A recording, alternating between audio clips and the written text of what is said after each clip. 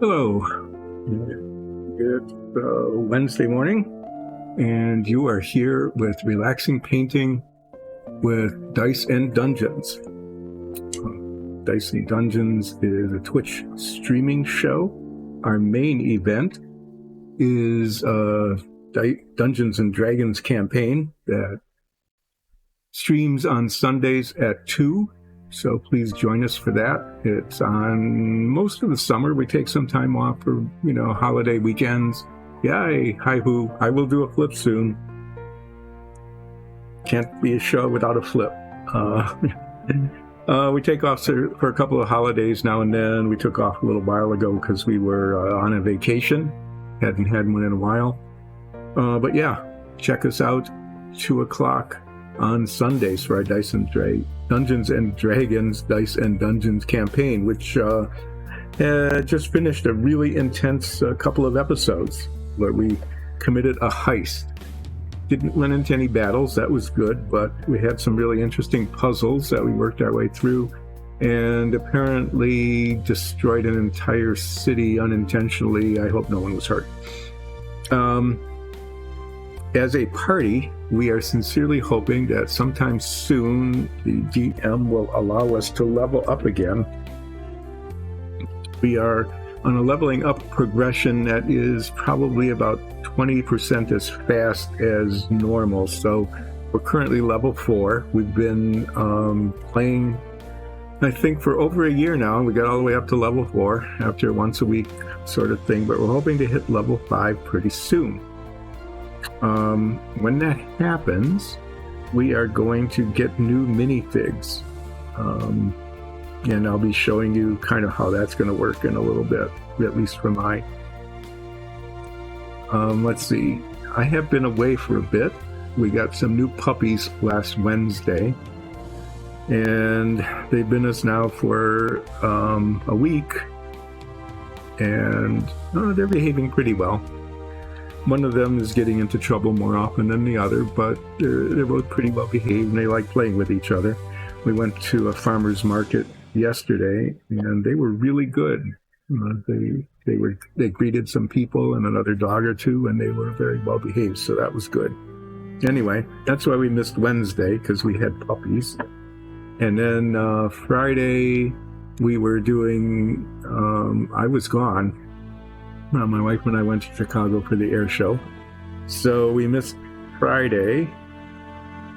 And then Monday, Nikki was doing some drawing instead of painting, so that was something new. Nikki is drawing pictures of our level 5, assuming we ever get there sometime in the next 3 months or something at the rate we're going. Sometime we'll get there. And she was drawing a picture of my character, ulseth. What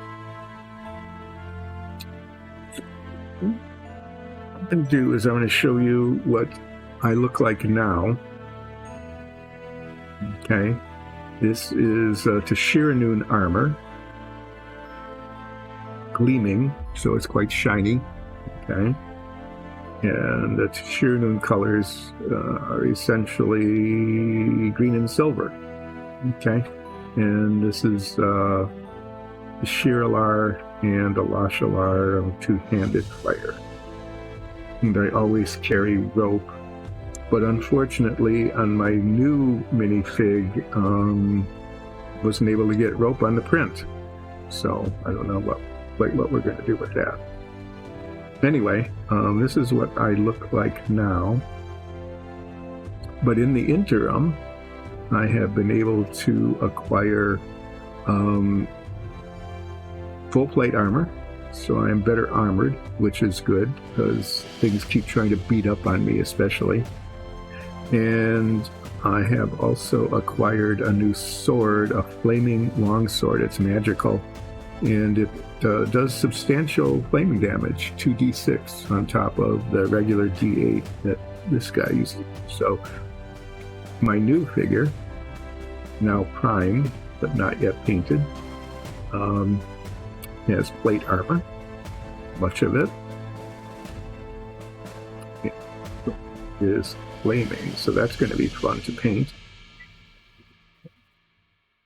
plate armor will be metallic, and the pants, in order to carry on the sheer Anun kind of green and silverish theme, I'll be wearing green pants. So there's a lot of detail on this guy. There's a lot of detail on the armor, but I don't want to overdo it. So what I'm probably going to be doing is painting that maybe two metallic colors, a lighter color and a darker color,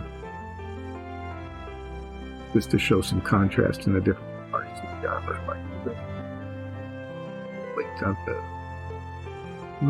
Before I start painting, there might be some parts of mold that I need to take off. I'll take off my glasses and check on that. So I still have an Alashalar. I wasn't able to get quite the same as on the previous model, so this is what it'll be. It's more of a defensive weapon. I can use it to disarm.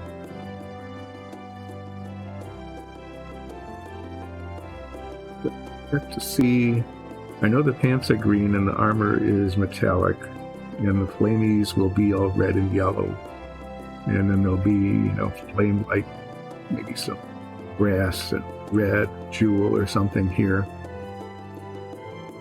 maybe on the pommel too. Pants will be green. I have to check with Nicole to see what she is doing with the boots. That is, what color they are before I paint the boots. But I'm probably going to be starting up here with the armor.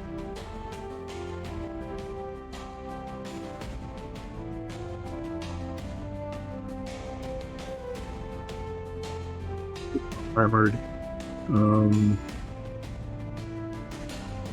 Probably do some green, like there's a green undershirt just, between the wrist guards and the shoulder guards. I'll put that in early on, because it's hard to get to. But first, I'm going to go over this model and see if there are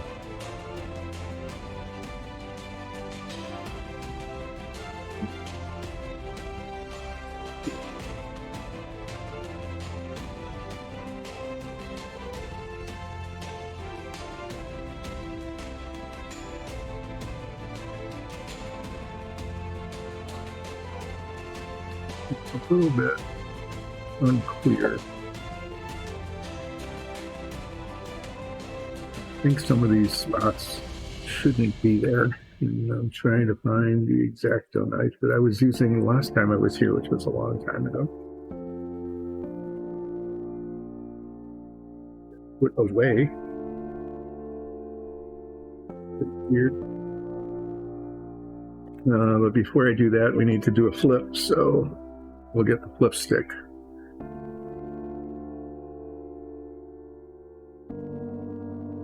This is one side, and this is the other, and kind of tell them apart because this has a little, we'll use that as the marker. Ready? Nope.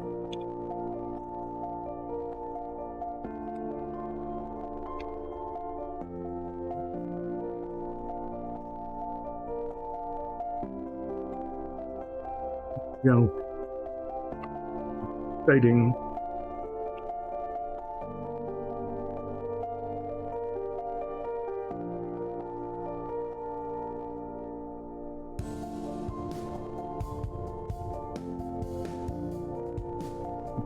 Like this, like that shouldn't be there. This little spot.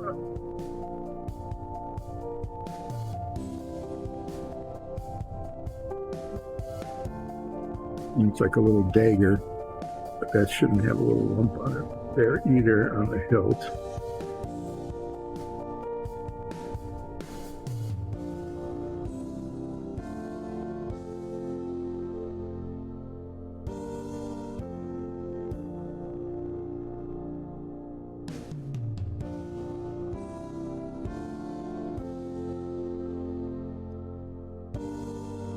These little detail things that you can hardly see, but once they're painted, especially with brighter colors, like metallics or something, or contrasting against each other, it'll really show. And I think this is a water bottle, and the water bottle is not supposed to be connected to the armor. very, very few pieces of armor actually are connected to flasks. That looks like.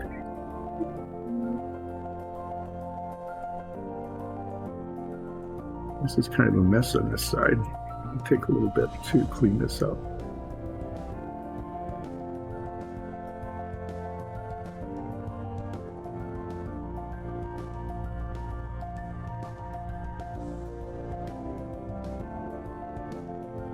I very carefully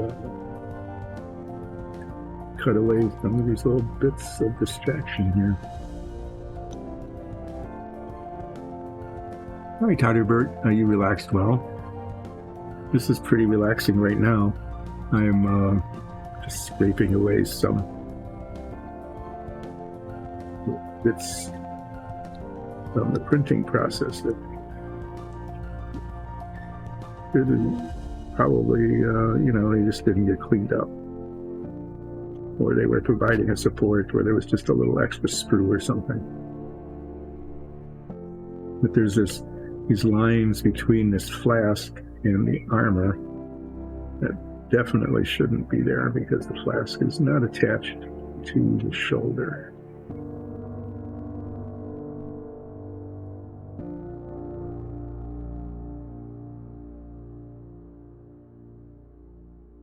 So when I'm doing this armor,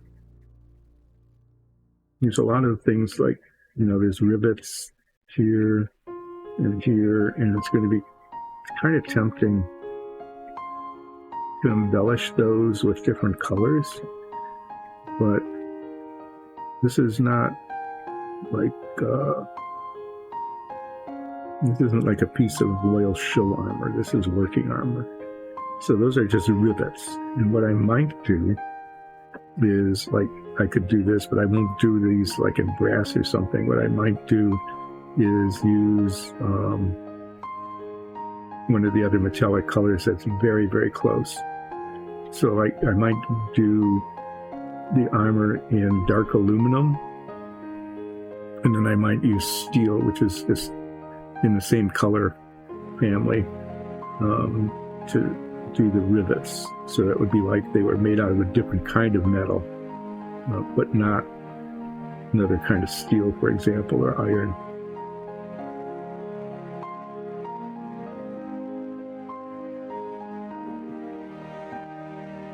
Gilded. This armor is definitely not the kind of armor that was gilded.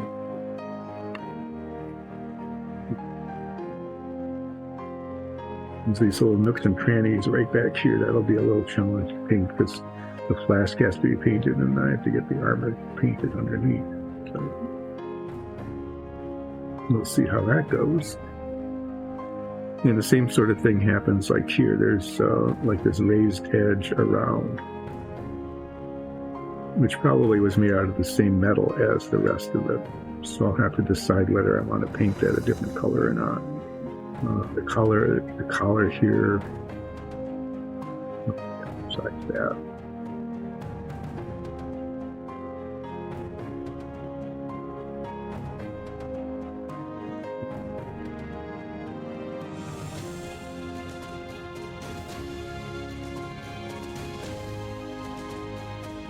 There's kind of an undershirt thing going on here. So I might paint this green. It's not metal. I might paint that green like the pants. And under here.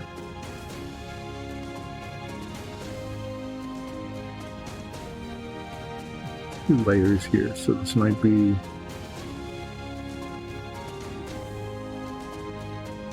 underlayer might be a different color than the overlayer.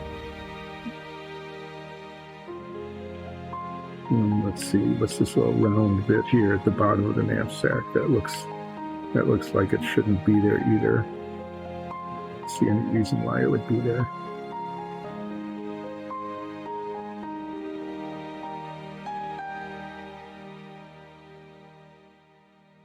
This figure is going to be a little more difficult to paint, I think, than the original one. Well, like no one's going to see that really, but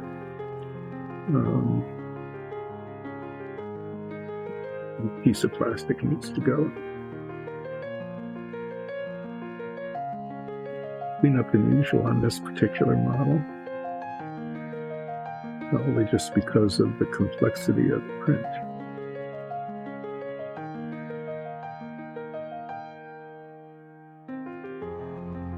Perfect, that will do.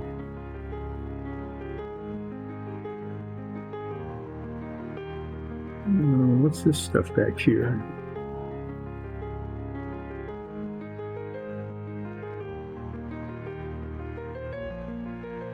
It's hard to tell.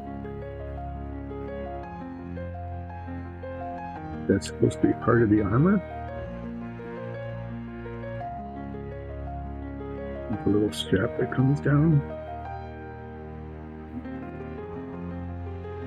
It'd be fairly hard to remove that. But it doesn't look like it belongs, does it?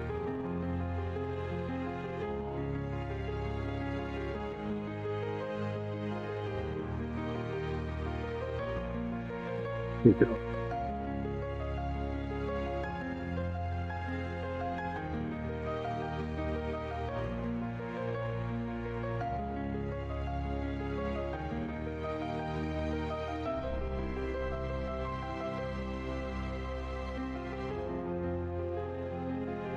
That would be better, and the same thing on this side. It just looks weird. You know, I mean, that's a rivet head, but I don't know what this was supposed to have been.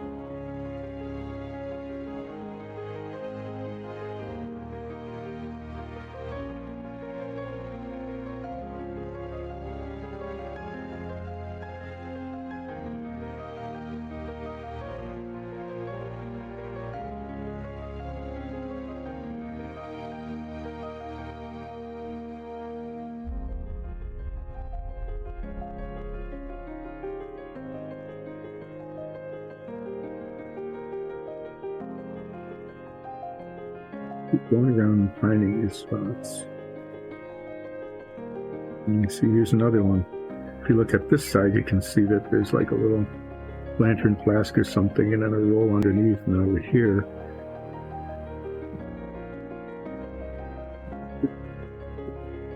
Doesn't need to be there. And it's really good to catch these before painting, because after painting, you know, if you caught them, you have to repaint the whole thing.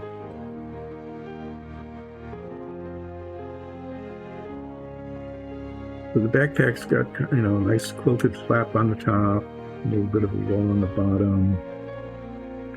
Look like flasks of some sort. So, and a dagger in a scabbard.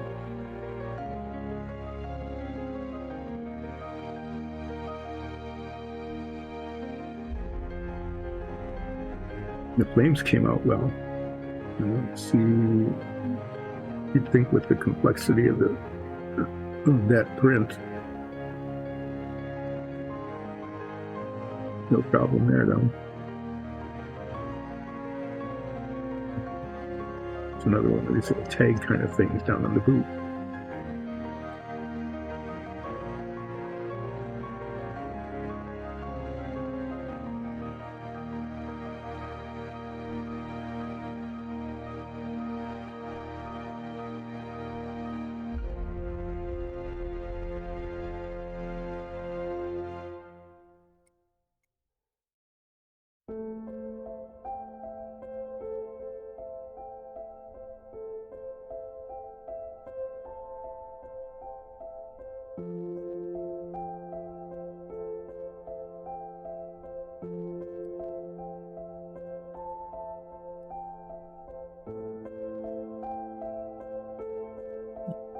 You break off the sword, be careful. Because I learned my lesson about breaking off swords on the last one I did. I'll show it to you in a second. So I was putting a little bit of pressure on Flamey Sword here.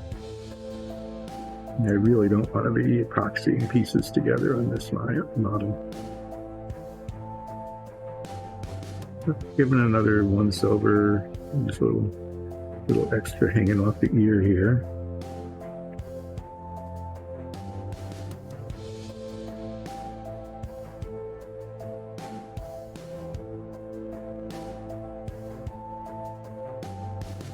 Pokey Furbog ear.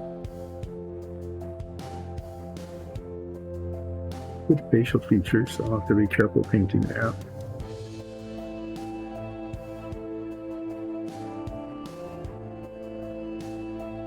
Seeing any more? Anybody else seen? We do. That would be a really cool thing to do as a Crab Staxy creation episode.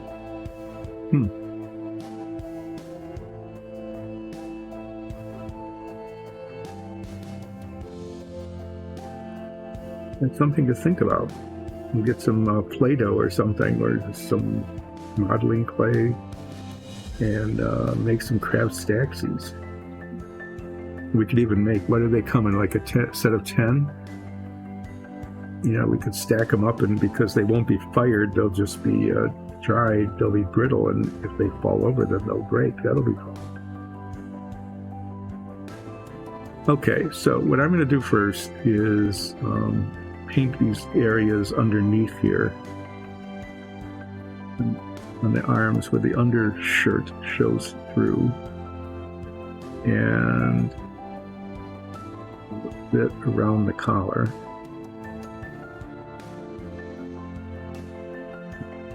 Hair comes down, and I'm going to paint that green.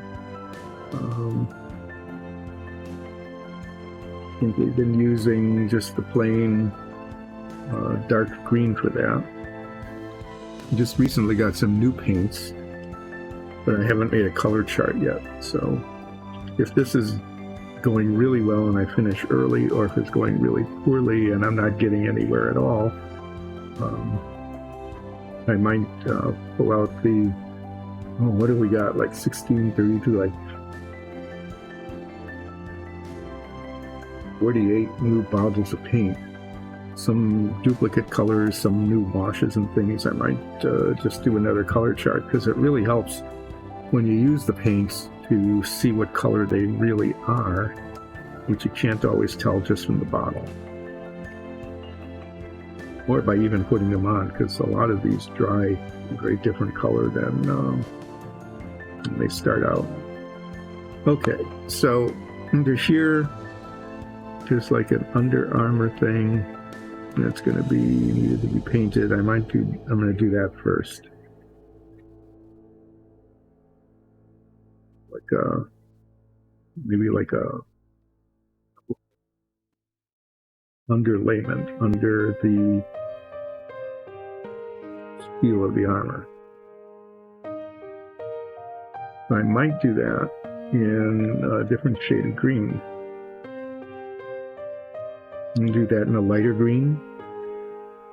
And then I'm going to do the pants and the elbow and the collar in a darker green.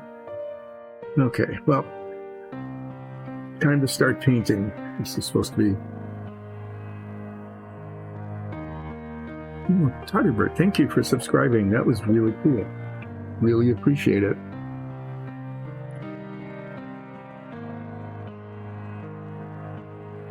Subscribers are really welcome, and we really appreciate you following us too. So thank you.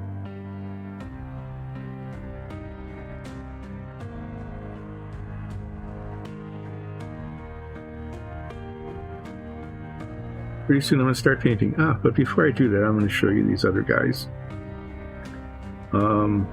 If we ever level up, which could happen sometime. No, it was a gift. Yep, I see that now. I went up, looked up. So that's really cool. Thank you. This is going to be the new Zorya. Zorya has changed into a suit.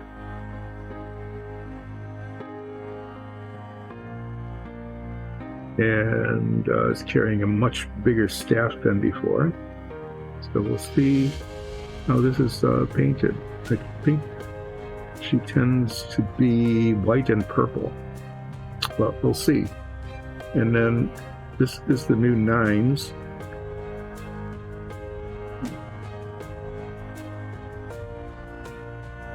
Very big tail. There's no missing that. Crobatular. second favorite weapon, crowbar, giant crowbar. Got a new hat with, what was the feather from? It wasn't a phoenix. Sphinx. Yeah, a fancy hat with a sphinx feather. And of course the lute. That lute is very fancy. That's going to take some doing, painting the strings and then all of the detail around there and a little tuning knob.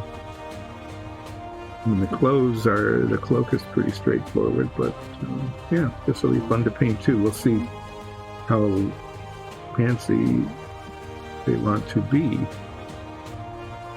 So this one's standing on wood. Zorya is standing on stone, and I'm standing on apparently rubble or uneven ground.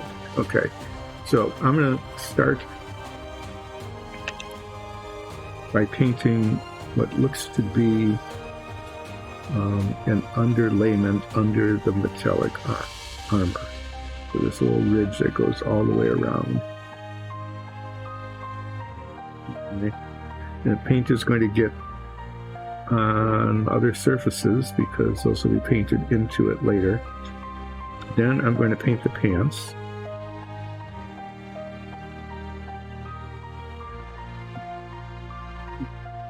Here. That shows here. And the bit around the collar.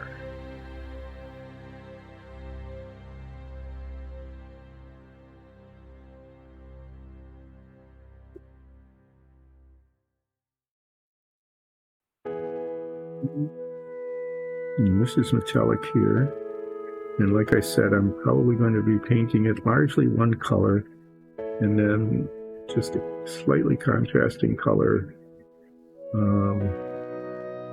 but still in the same metallic family for things like the rivets. But let's start with this.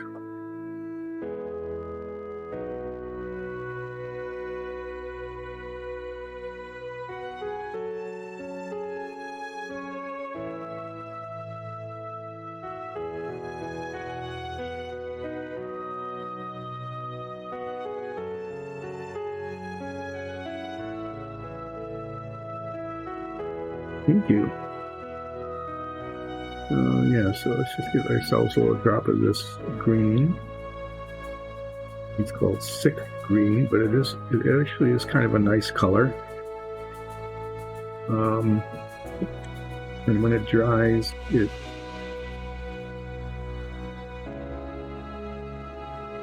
not quite as yellow. I'm painting this bit in here.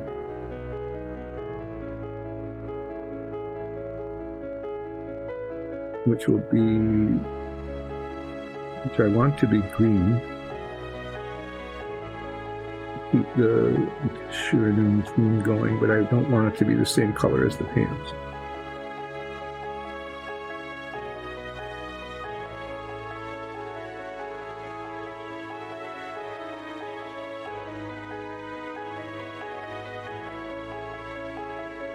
It won't show very much, but it's there on the print. So we probably should respect that and let it show. And I think, it's fairly common, if you're wearing a piece of heavy metal armor like this, that you would want like quilted cloth or felted cloth or something underneath it. Otherwise, it would be extremely uncomfortable. So we will assume that that's what this is.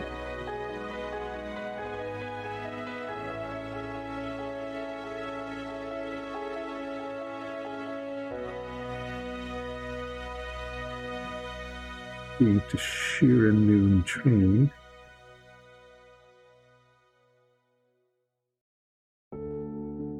The Ardent train, but that's kind of a branch of it.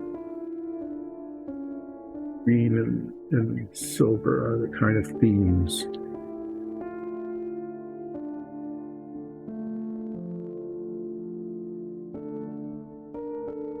done any painting in a week now.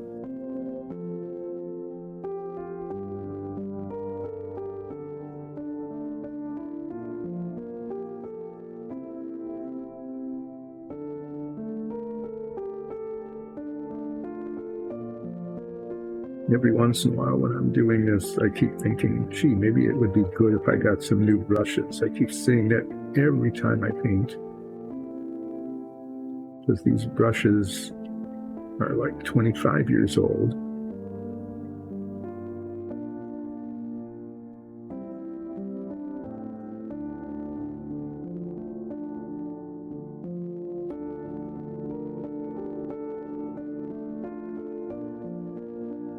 But then I don't get new brushes, so I keep using these.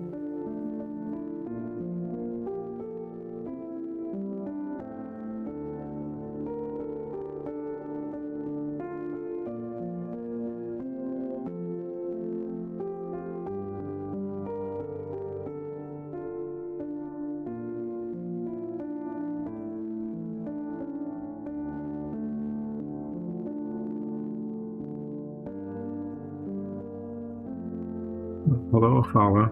Everybody is glad that you've arrived. Does that mean that you've arrived as a watcher, or that it's more metaphoric?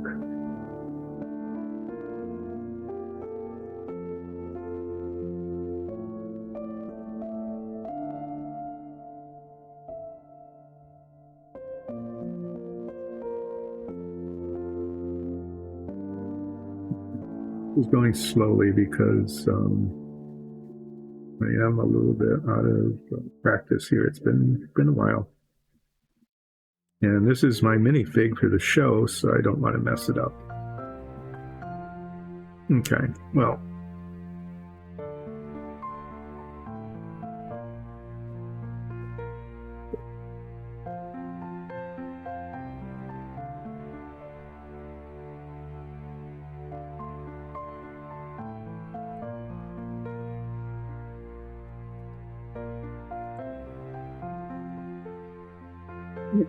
Do next is find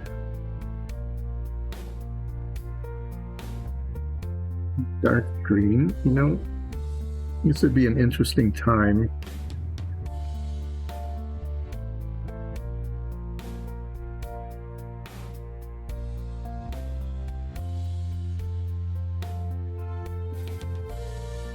this would actually be an interesting time to open up some of the other green colors. There aren't very many. I think there's 2. See if they might be better. Here. The box of colors. All sorts of new colors. One of which is flat green. And I'm going to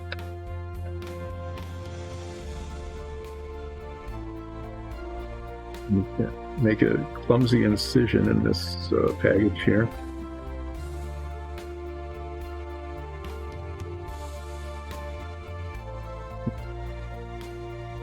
Instead of continuing to paint, finding out what this looks like, because it might be even better than the other color I was going to be looking at. And this box also has lots of colors, including their Viejo paints, so it's in English and Spanish. This one is Verde Claro, light green. I love the name of that one, Esmeralda. Moran.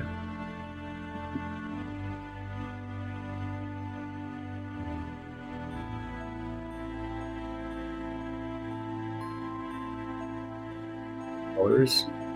These are game colors. The game colors tend to be a little bit less subdued. There's a green in here as well.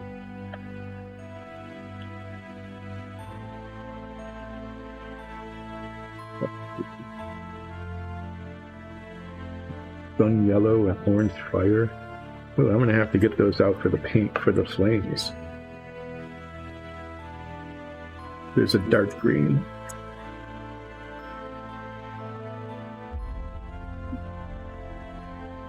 Goblin green.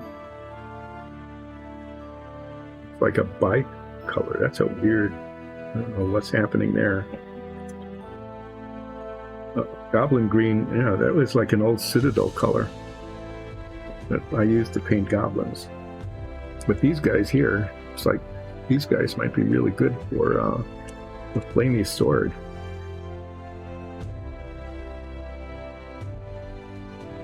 These colors too. Try those out a little while later. Anyway, I'm going to mix these up.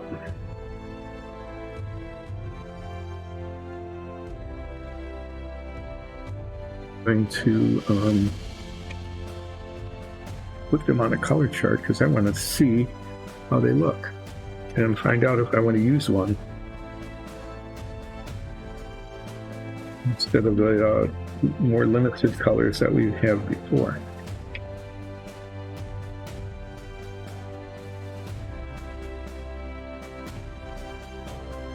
Move this stuff out of the way. Hi, Seth. It's one of our cats saying hello.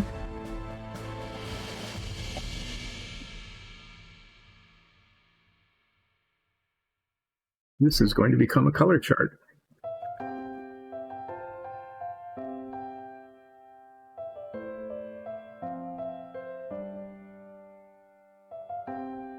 Mixed paint. Yay.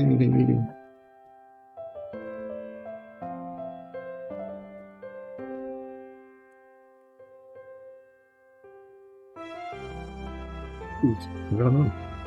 I think that's the color of the plastic, maybe?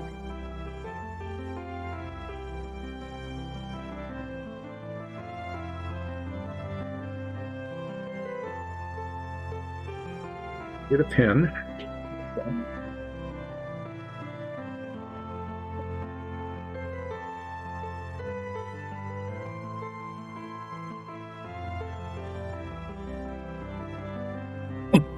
So we are going to experiment with new greens here.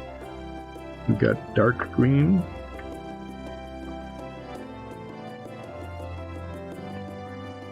We've got light green.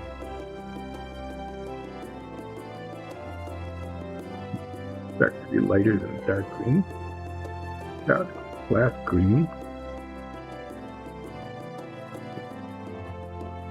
We've got goblin green.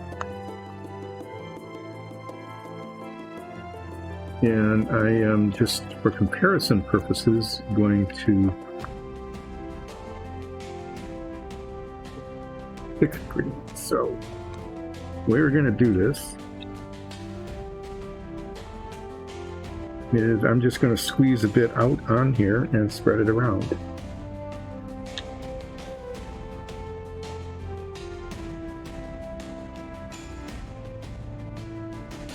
Since we've got all these colors, it might be kind of interesting to actually see what they end up looking like.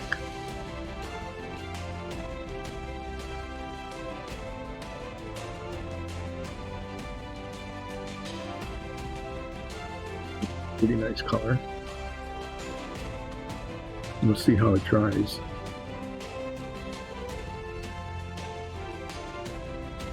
Sometimes, you know, they should come out flat, but you don't know. Might be a fair amount of gloss in that one.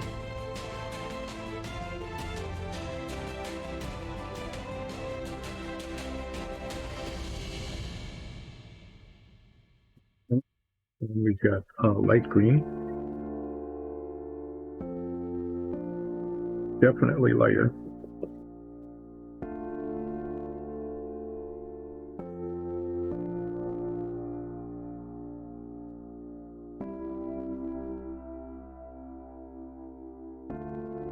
Coverage better now. I mean, the coverage is much more even.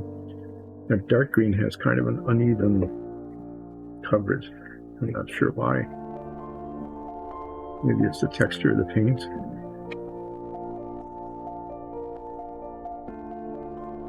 Here. Here. You have to remember that when using it. It really needs to be spread out.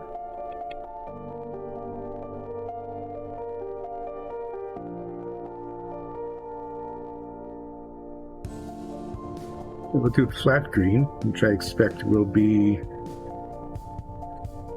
not glossy.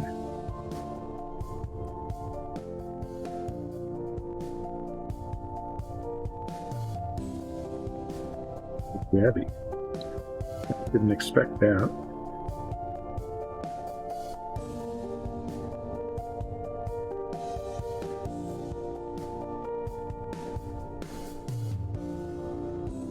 Pretty nicely.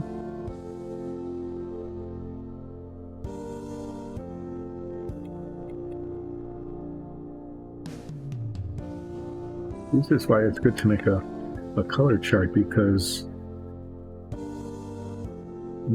these colors aren't, this is kind of what you'd expect from a light green. That's nice foresty kind of green. But this one came out not browner, more olive than I thought it would. So we'll see what color Viejo Game Color thinks is goblin-y.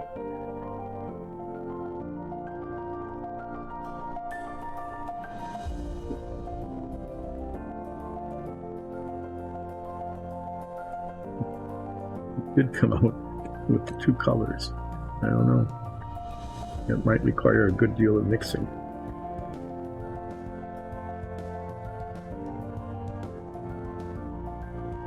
At first, that doesn't look terribly much different than the flat green, but it's a pretty nice color.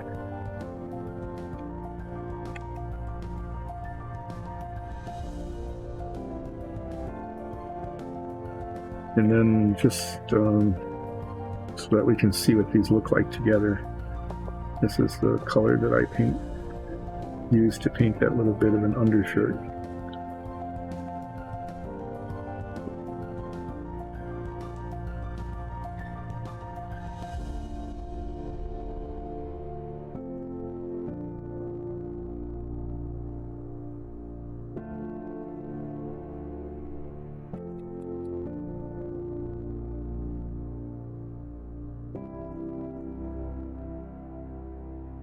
So,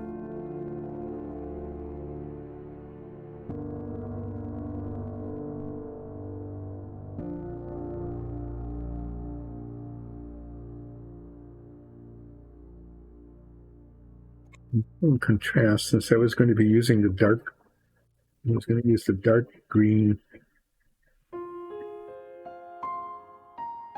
pants.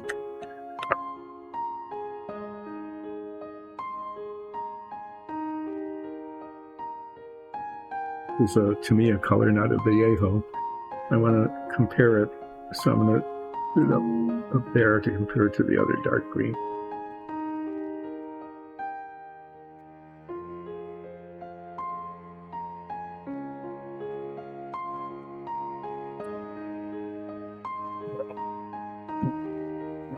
This one's stuck.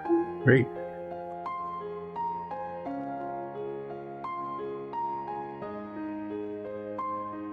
I need a tool. I'll be right back.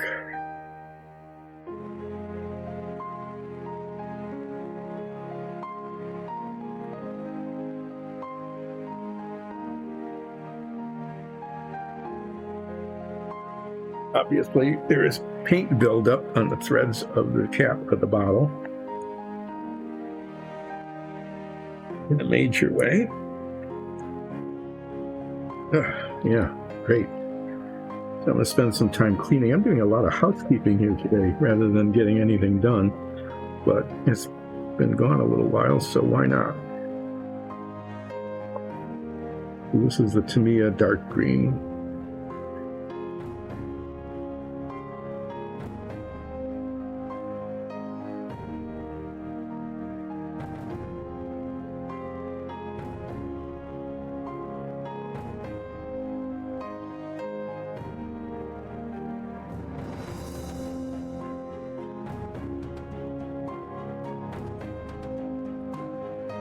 green tone pencil.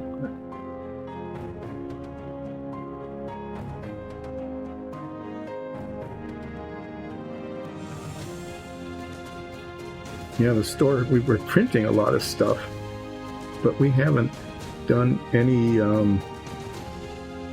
dungeon tile painting in a long time.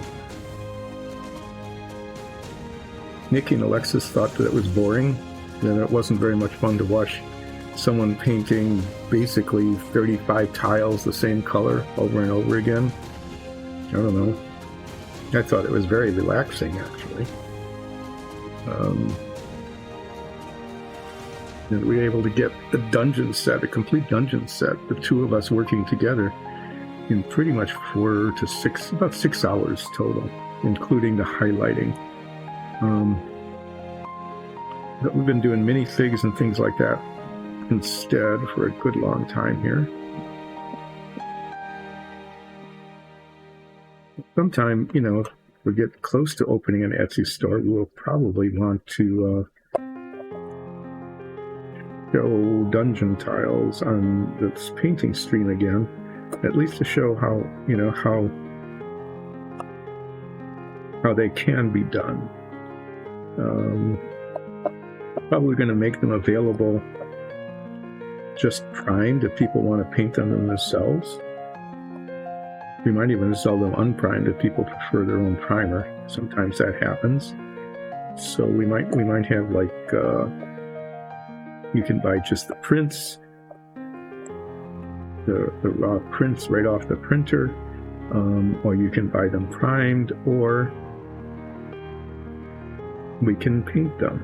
And we're probably going to do like some stock colors, like our tavern set, if you want it painted, will be like 1 of 2 wall colors maybe.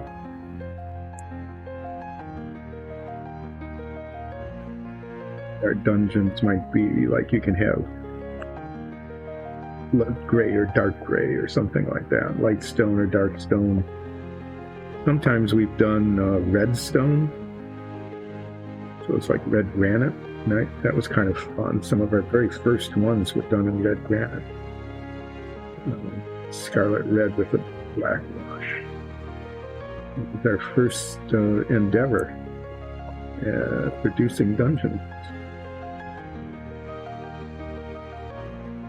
So a lot of paint buildup on this, which hopefully will make it easier to open next time.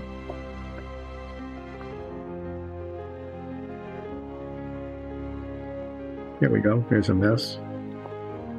I stuck my fingers in the not quite dry paint.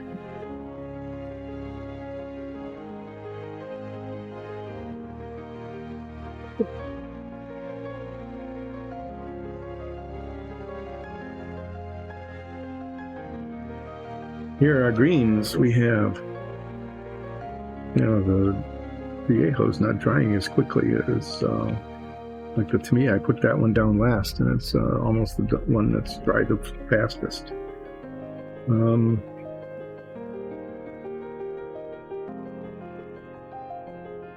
I think I am going to, because it's the color I used on the original model, as kind of the green theme. Although this dark green is pretty nice, it's just not even. I don't understand what's happening with that paint. I'll have to practice with it later. The goblin green is pretty good, but it's really close to the sick green. You wouldn't be able to see the contrast. I'm going to use the dark green on the pants and the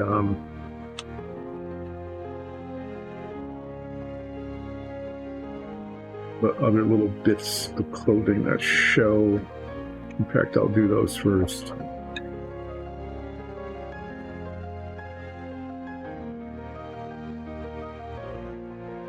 Got these little bits under here between the pieces of armor.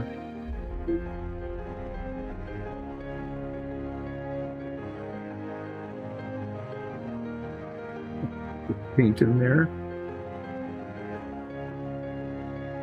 This is a painting show. You might as well do some painting.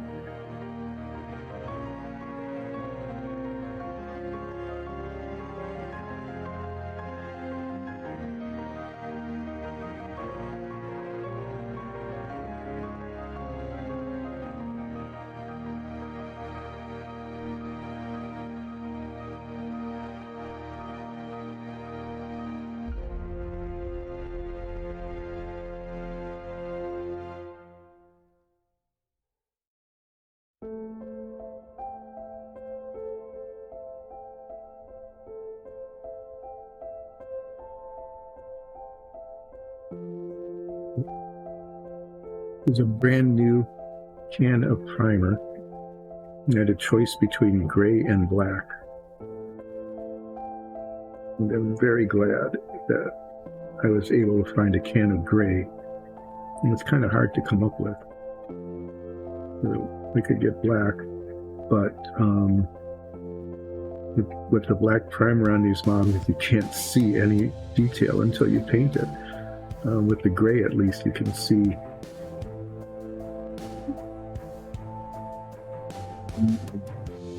begins.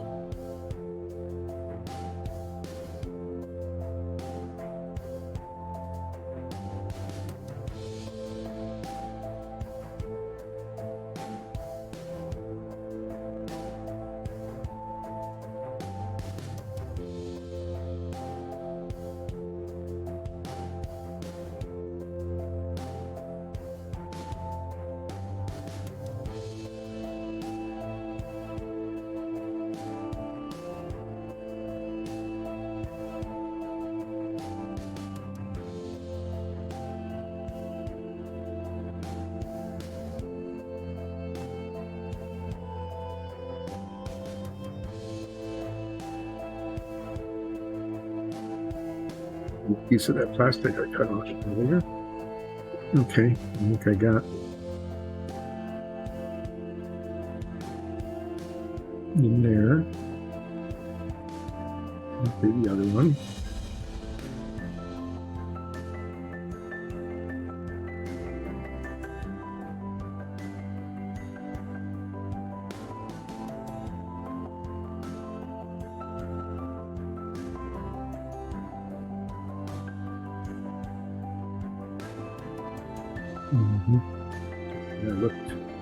It goes up to here. It almost looked like there was another scale on the shoulder, but there's 3 on this side, so obviously there's 3 on this side.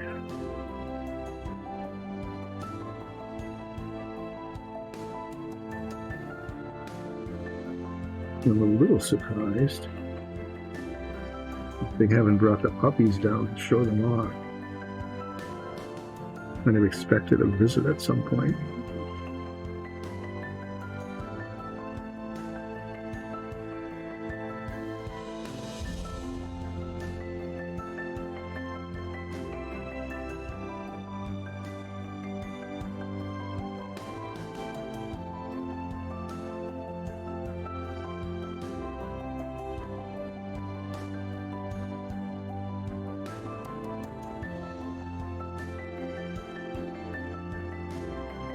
Dromar green, yes.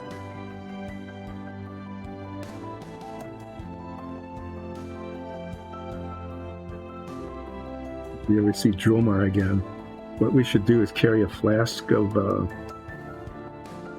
goblin green around with us and douse him with it.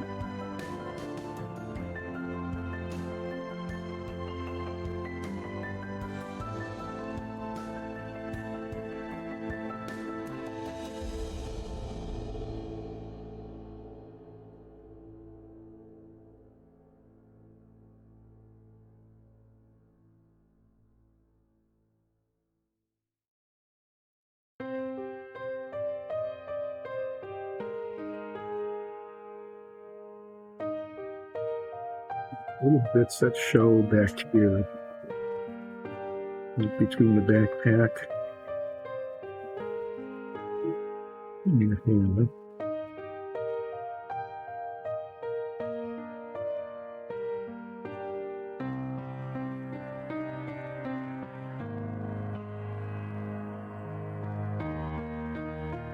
Looks like there's backpack straps there, so those will be backpacky color.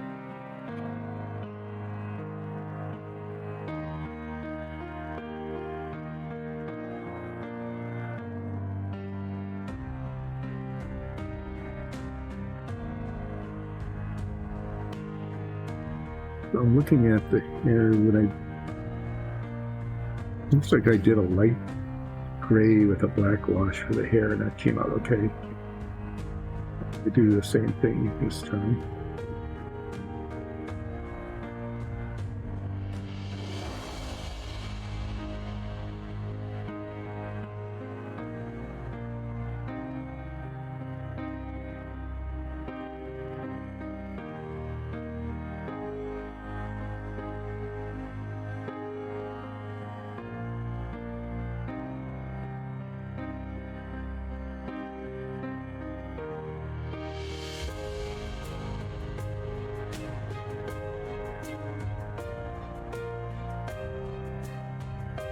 Like those straps come right up onto that piece of armor there.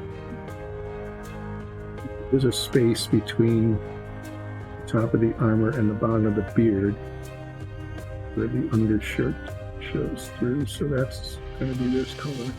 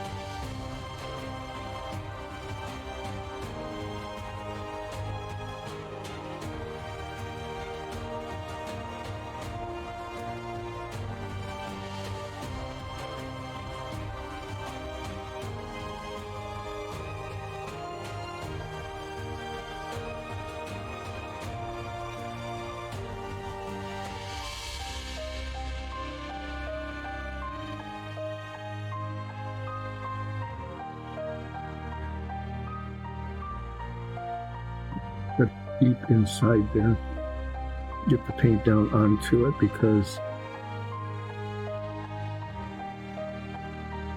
otherwise a primer spot would show up pretty badly. Okay, so check the elbows again.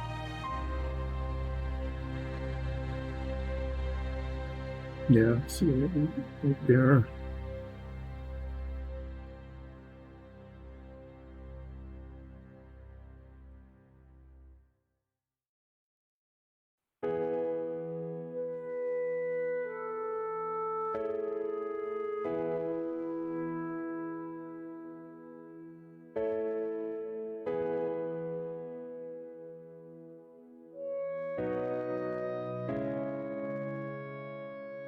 It's the undersides of things and the nooks and crannies sometimes that we just miss.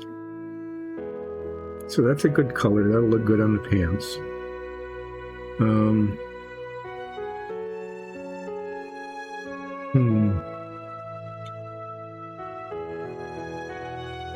Looking at these.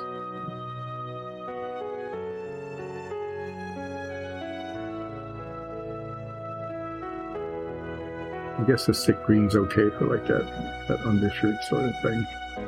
It looks a lot lighter there.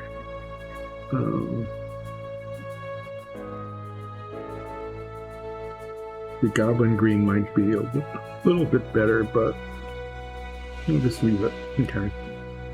So what I'm going to do now is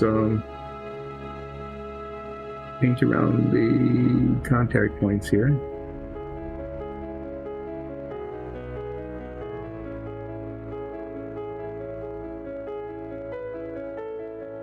I'm going to use a bigger brush to fill in the rest of the pants.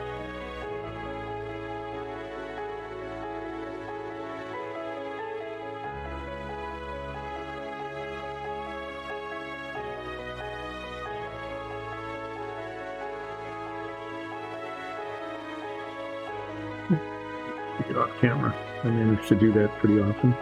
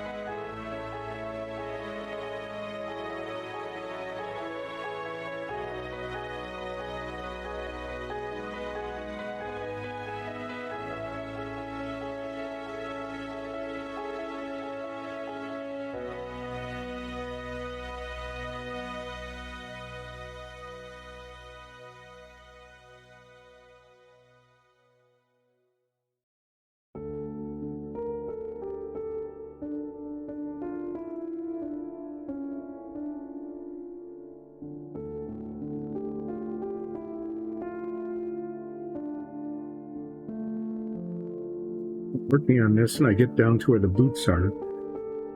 On my old figure, the boots were just simply leather. So I would paint them either lighter brown colors or even leather brown, and give them an umber wash to bring out all the texturing, like the laces and things on them. I'm not sure in the drawing that Nikki is making what color the boots are, so I'm gonna have to check on that before I paint them.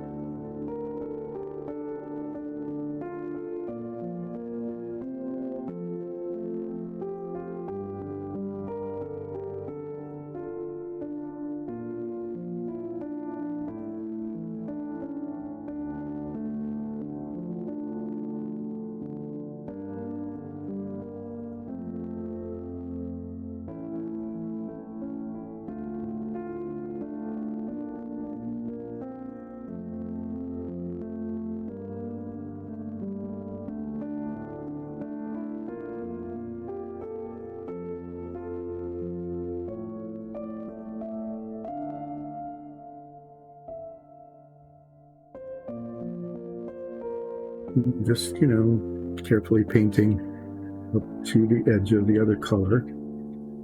This paint is really thick, which is weird because probably, I'm guessing it didn't seal. It sealed so well that it didn't seal well.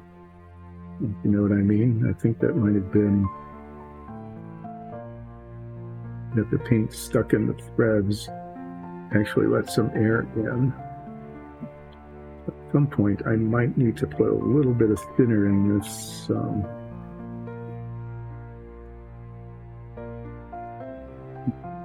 to thin it down.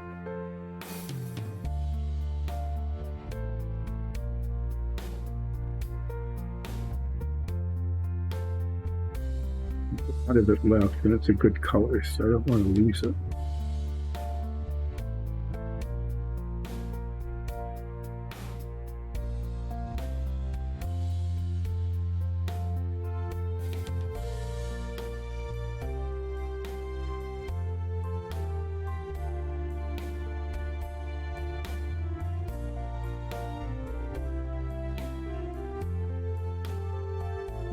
Sorry for being quiet. I haven't painted in a while, and I'm trying to get this look decent. This is my main figure, so I'll clean this brush off and get a little bit heavier one and finish it up.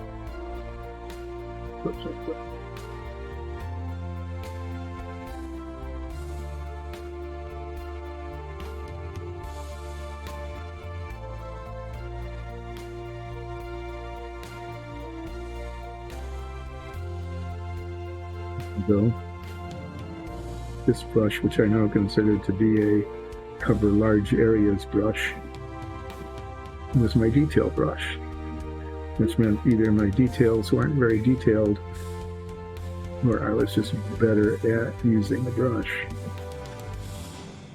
Steadier hand, better eyes, especially eyes.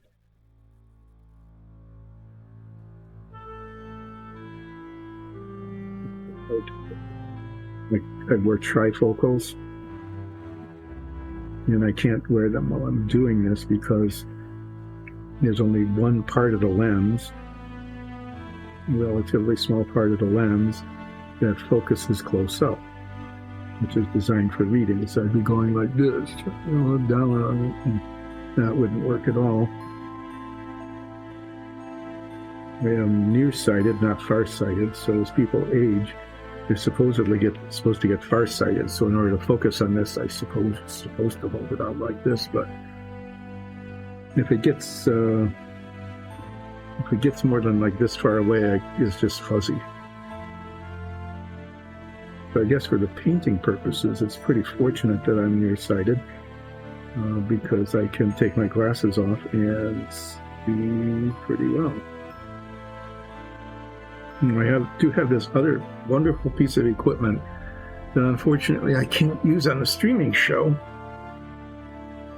It's a big magnifying glass with a circular fluorescent light on it. I'm sure some of you know what that's about.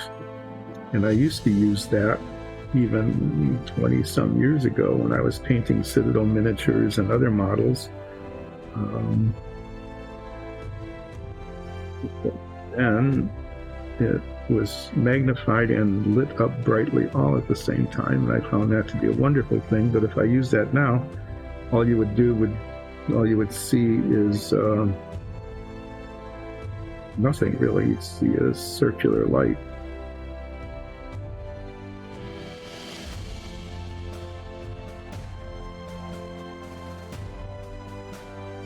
The camera somehow focused to look through the magnifying glass like I would be looking through it. And I suppose that's technically possible, but some things are just not worth the effort, and that would be one of them.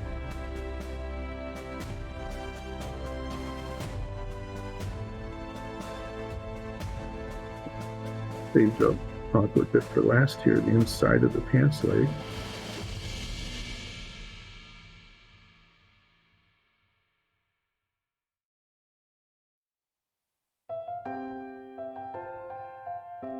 The glossiness of that will tone down almost completely when it dries.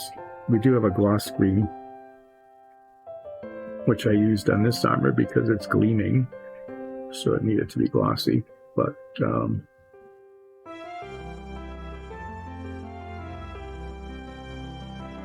this armor will be,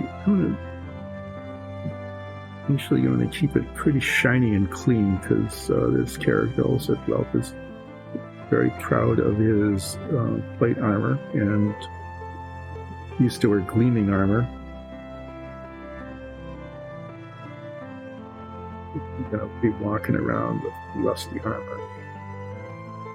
It's going to be quite bright and shiny, I think.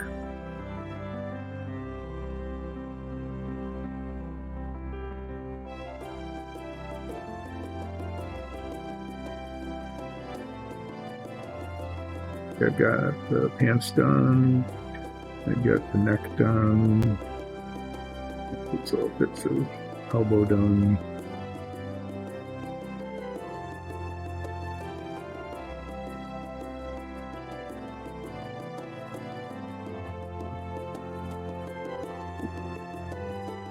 It's painted.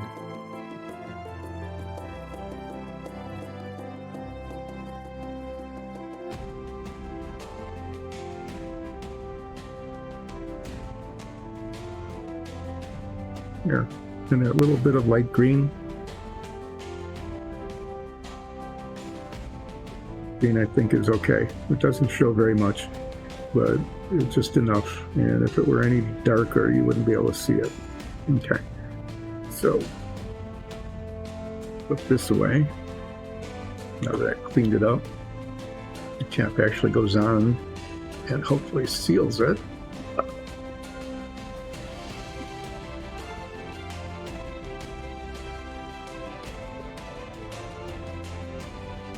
Do next is start painting the armor.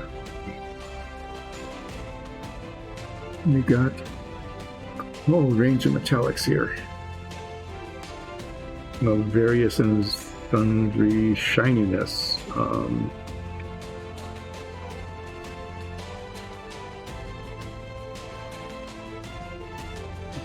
can see the darkness a little bit better. The chrome is very light.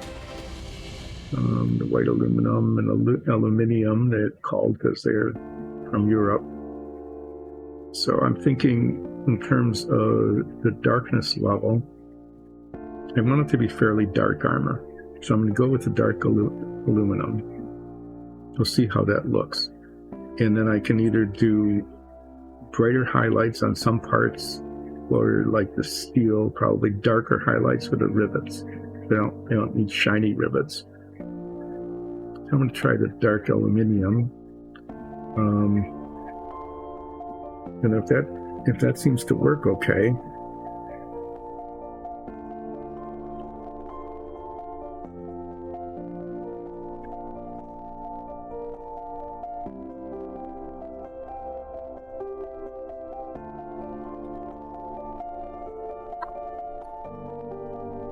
that ends up looking good. I'm going to paint all of the armor that color, which will be, pretty dull actually. And then use steel, a darker steel. Well, actually, I think I'm going to paint the body armor this color, and I might do the shoulders and the wrists in the darker color. Maybe no. I've got a range of colors. I'm going to do the body in this color. I'm going to do those in a lighter color. Kind of like heavier steel on the body and then lighter steel iron on the shoulders and the wrists.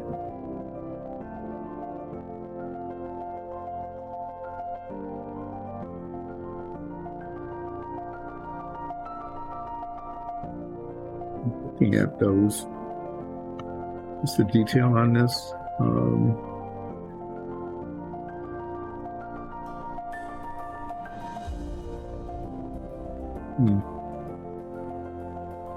Looks like the metal might end there, and then there's like straps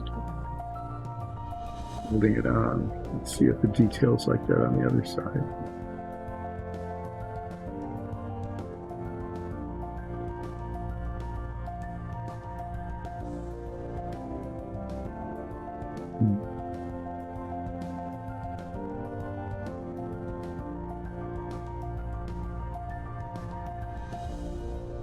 Same thing here.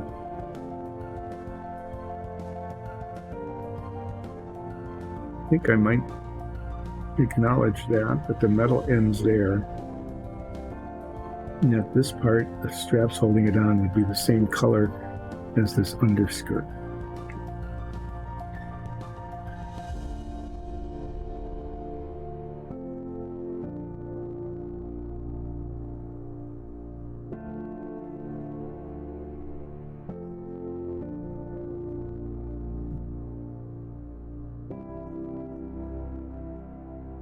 I'm going to try that. So before I do the metal,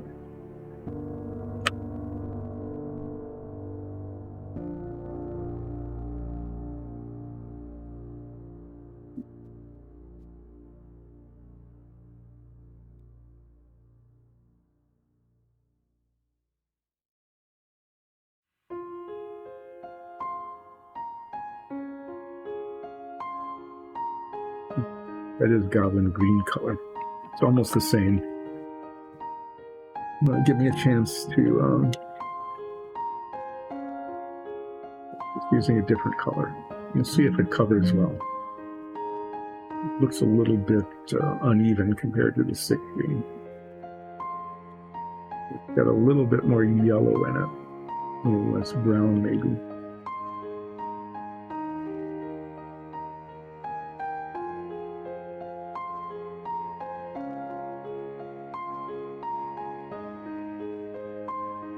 Headset. That would look weird, wouldn't it? But that's really a good idea. To get some magnifying goggles with lights on it. I'll have to look into that. As the old eyesight is becoming less and less what it used to be, and even back then.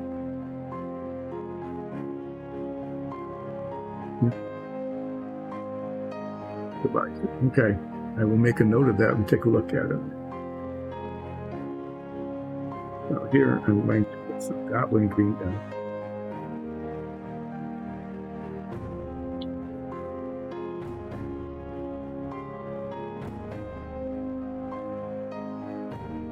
And if this doesn't look good, I'll just paint over it. But what I'm doing here is it looks like for these pieces of the armor, the shoulders and the forearm, that the armor ends there, and that there's like strapping holding it on, like underneath it. That is not metal.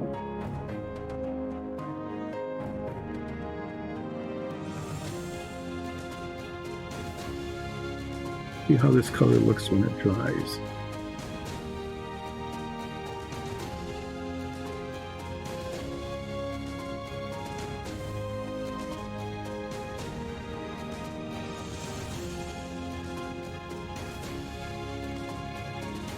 Light.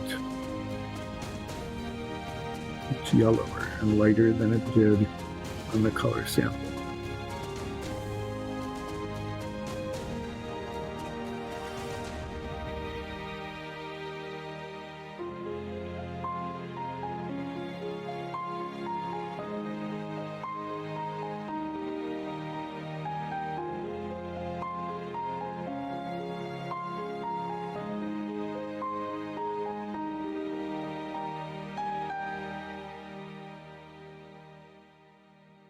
So unless it dries to a pretty dramatically different color, I'm not real thrilled with it.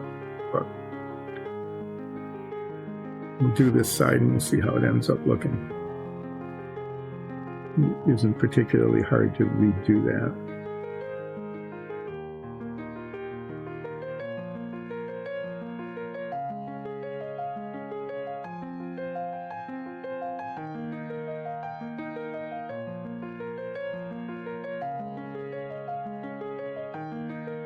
Well, here, just getting ahead, it looks like there's some protective armor here.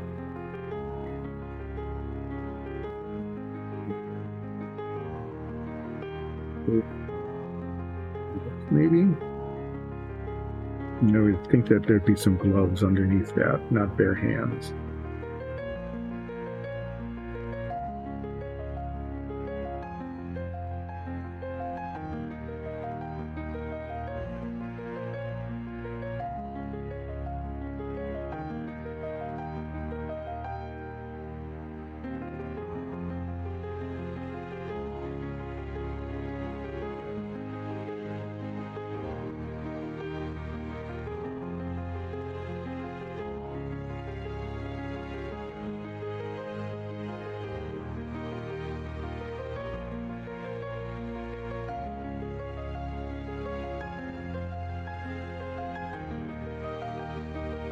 The other thing, I don't know how much those cost.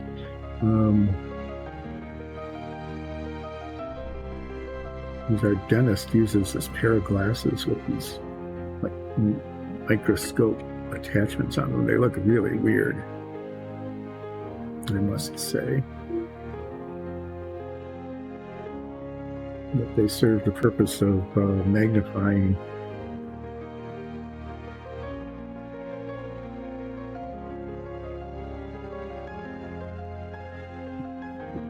to see where the metal is supposed to end, but I think it's right where these rivets are.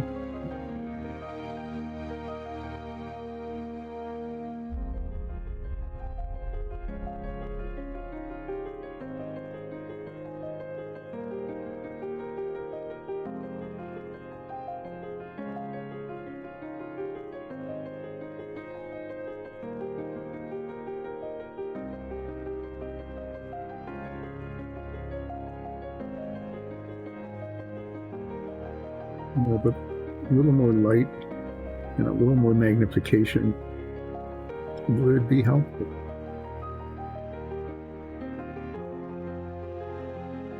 At least as long as my hands are steady enough that the magnification makes any difference at all. There's always that issue, isn't there? Like if you're going, doesn't much matter. Mm-hmm.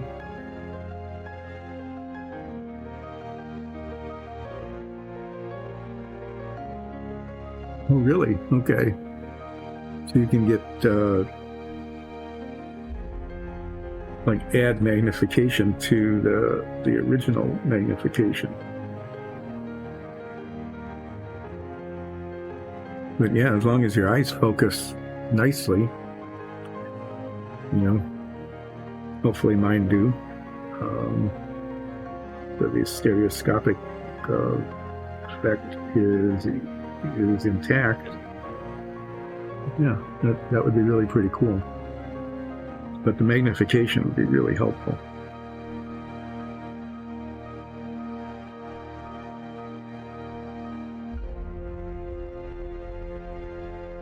Maybe to make somebody get me those for Christmas or Labor Day, you know, whatever holiday is a good excuse to do now.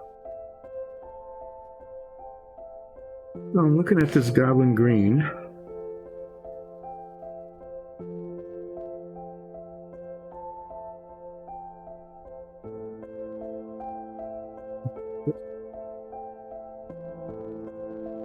Just weirdly way just too light.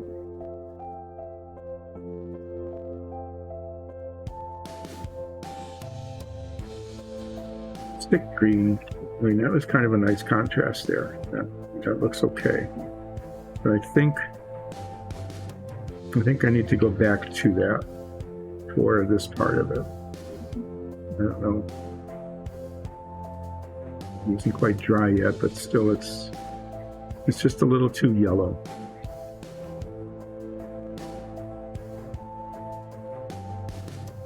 We've canceled that experiment. Go back to this one. I'll start on I'll do the other side in this color. And then assuming it looks better, I'll go back and paint over that. Yeah, I would think you don't need really super high power most of the time, even like doubling. I think would be really helpful.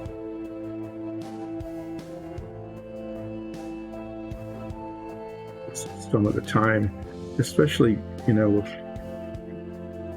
when you're trying to do little details like these rivets, for example, you know, or getting in underneath a spot somewhere, just to be able to see more clearly.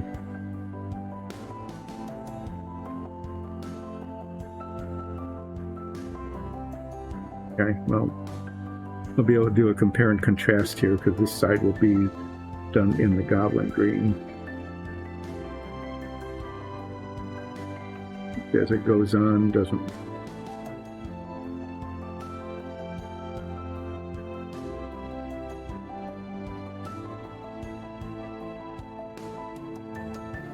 It doesn't look much different. It's the sick green.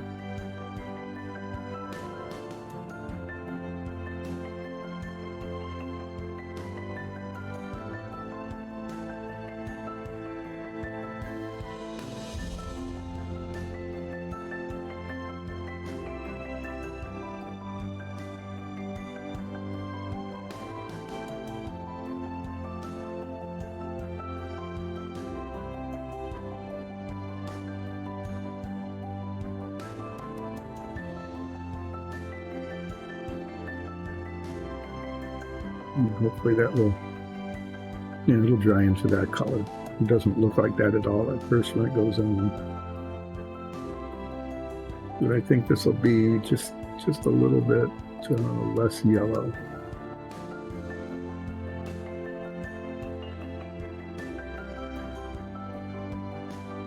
And I was, you know, I could make these bands leather, but I want to stay with the green theme as much as I can, you know, within reason, given the Shiranuni background of the character.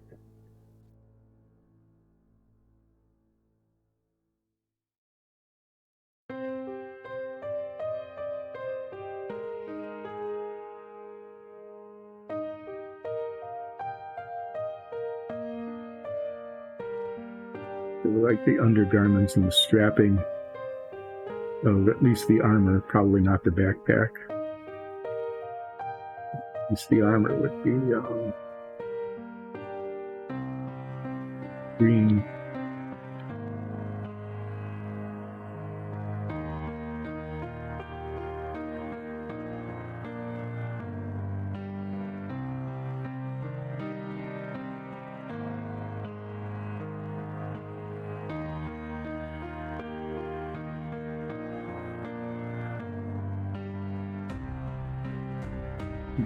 I'm wondering if the gloves should be green too.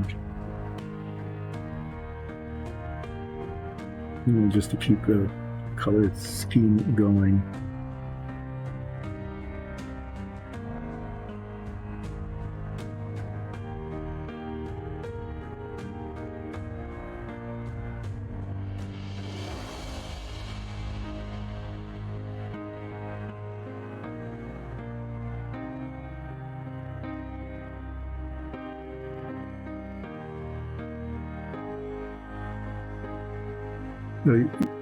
You're 4x, so is that the standard? Is it 4x, and then you boost the magnification above that?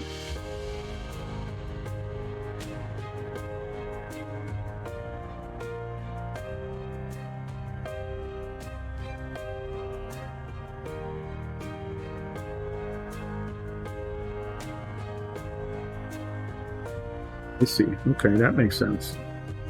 Yeah, the 2x would be a good starting point. That would be really comfortable, I think. And then you just double it. That's a cool modification to make.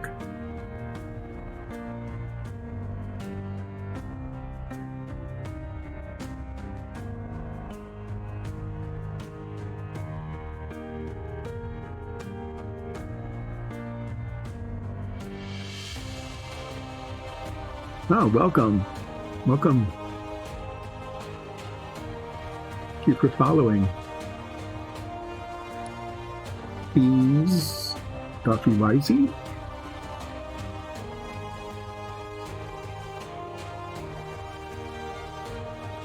What we are doing here is mostly relaxing, but I'm painting my new minifig.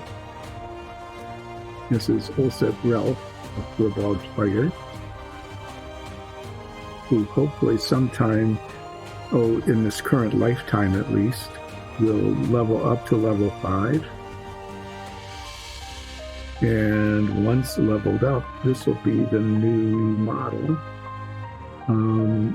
showing off the plate armor that ulseth acquired along the way,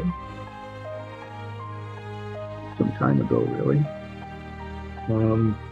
And the Flamey Sword. This is a magical flaming sword that has proven to be a very important weapon, because it does a lot of extra damage, assuming that whatever you're fighting is not like immune to fire damage, or in one case, even worse, shielded by fire and hurt by cold because of a magical enchantment. That was really mean, but our DM does that kind of stuff because, she's all powerful, and why not? My Flamey Sword was rendered even worse than useless. It was actually harmful until we figured out that that's what was happening and stopped using it. My other sword is Shiranu, which is Shiralar to Shiralar, which is Shiranu standard longsword. That's in this guy. This is my old model.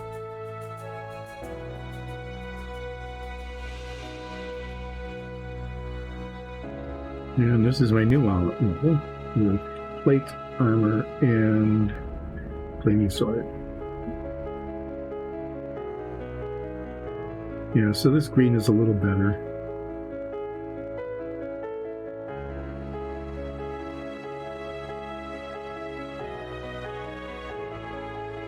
So what I decided is that these gloves, I'm going to paint these gloves the same dark green as the pants and the under. You don't want too many different colors, but this one definitely, yeah.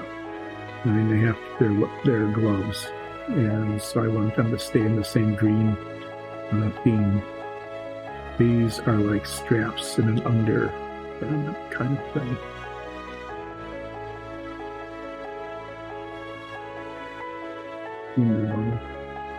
And I saw another one of those little kind of mold marks on this glove, so I'm going to get that off before I paint the gloves.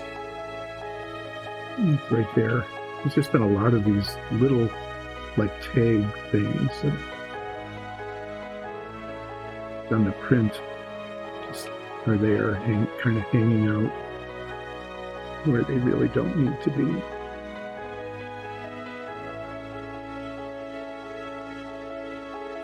You can see there's a piece of armor from the top that comes down, and then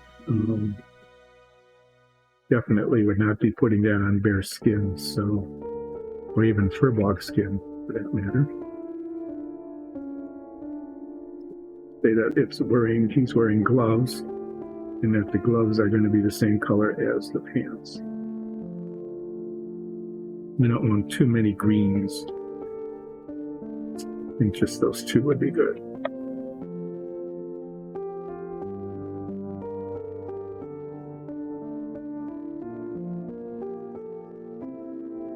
Oh, thank you for following. Ah, okay. Just looking at advice as to how to put together some magnifying lenses, some stereo magnifying lenses to help one see what one is doing here, which at a certain age, maybe any age, is actually more difficult than one would like.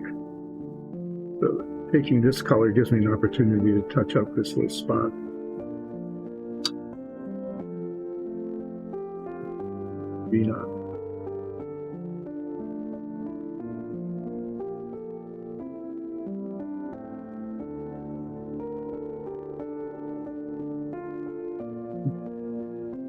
Try to paint.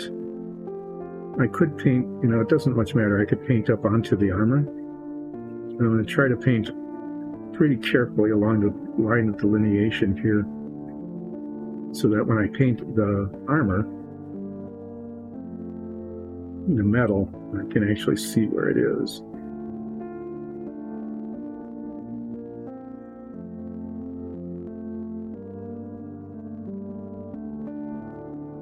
Too careful around the weapon hilt,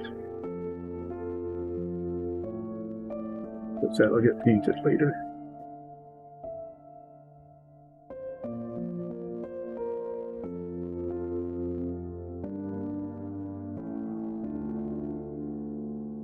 Really appreciate the follows.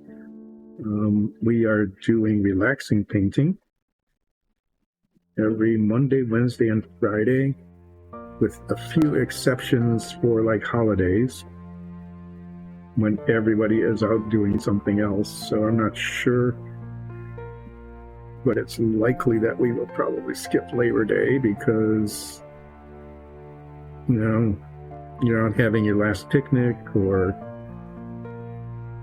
if you've got like a lake cottage or something, that's when you go up there and you take the boat out of the water and turn off the air conditioning and the well pump and things. And for those people who have lake cottages, that's what you do.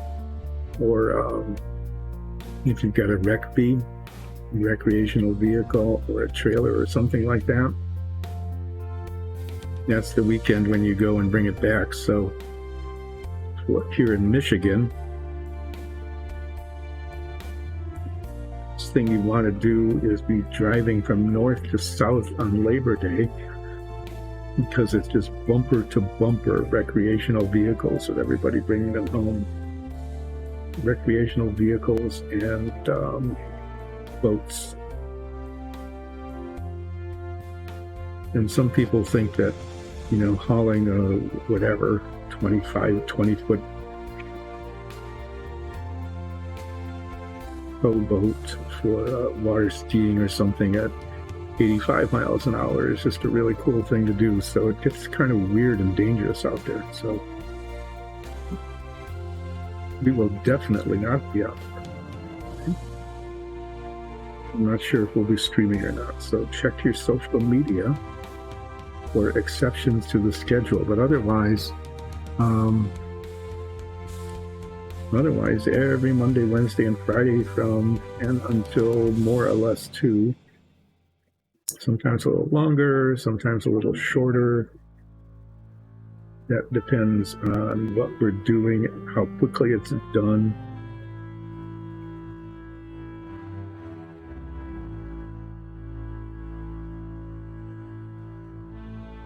And whether there's anything else to do if we finish something.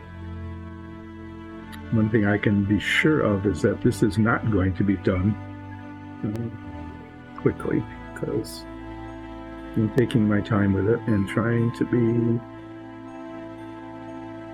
pretty careful, because this is my character in our Dyson Dungeons and Dragons campaign. Sundays at 2. Also available on YouTube and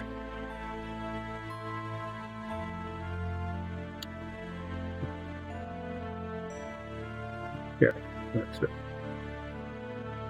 You can listen to a podcast, or as our DM says, you can ear watch it, which I think is kind of weird, but I guess it's what you do when you listen to something. Okay, well, it's green and it's consistent with the rest of it, but I think it would have looked out if I just did it in like these gloves, like in brown leather. Being consistent with the rest of it, I think is good. And we'll do the rest here. This one's a little bit trickier because it goes up against the flame of the Flamey Sword. I'm going to have fun painting that. We have all sorts of new colors that I'm going to have to put onto a color chart.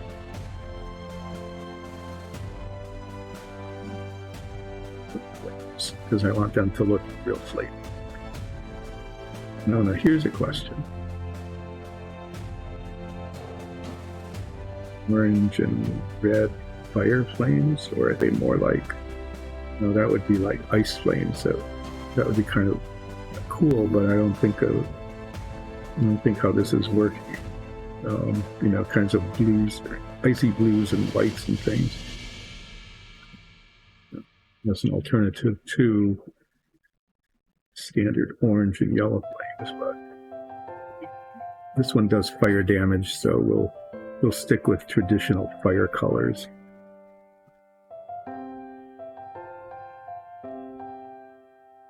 After I'm done painting these gloves, I go underneath the plate armor.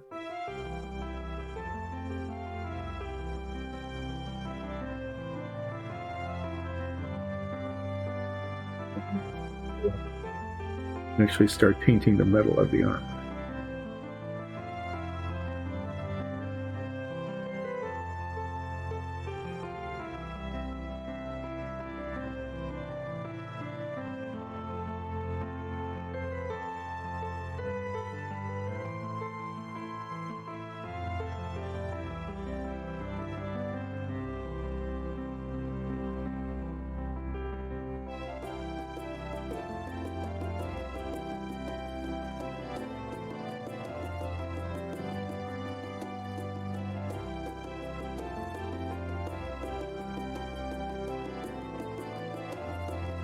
So, thinner for the Tamiya paints. They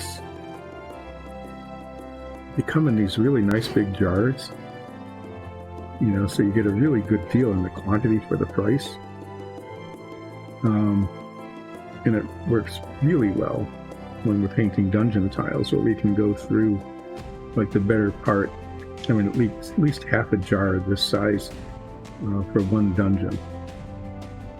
So the grays and the browns that we use for wood and stone, it really makes sense to use these big jars. But for painting minifigs, where you're basically using like 2 drops of paint, they open up and air gets in, and then they start to thicken as the solvent evaporates, and then the paint consistency becomes difficult to use. So there's still some really good colors, so we'll continue using them, but we'll probably need to get some thinner.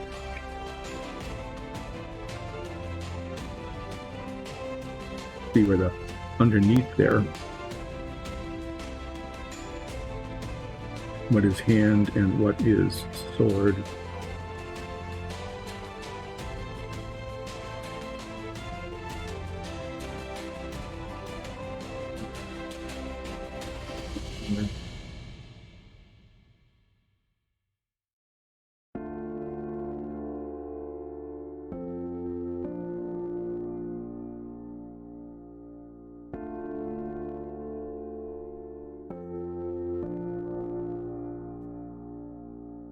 That up when we paint the flames or the hilt of the sword.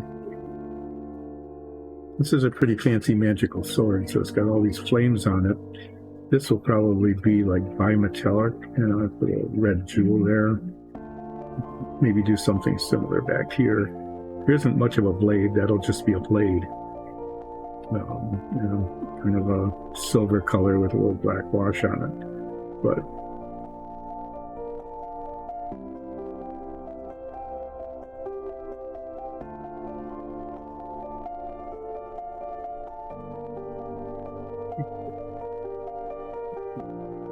it goes up to there.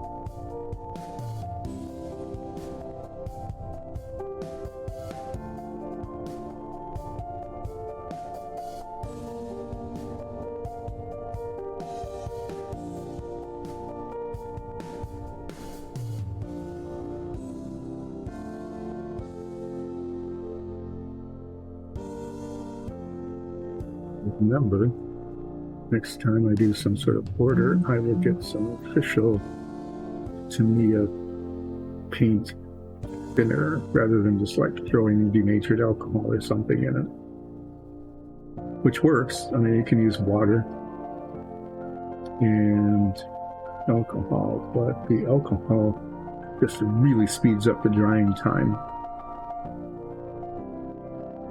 almost too fast. I mean, it's nice to have fast drying paint, but if it goes too fast, it can be a little bit of a problem. Water works okay, but that really slows it down.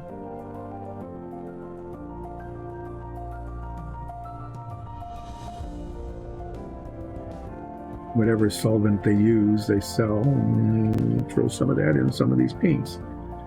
Okay, so there. Checking around on this side.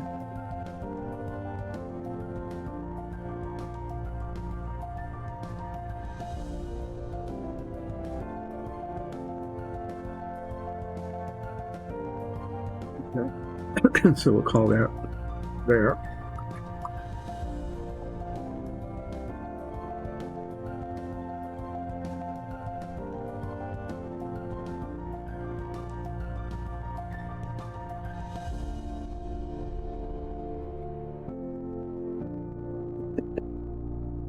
Take a look at it and see.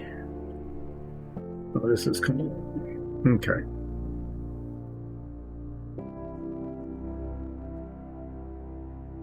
So the dark green for the pants, no, right here.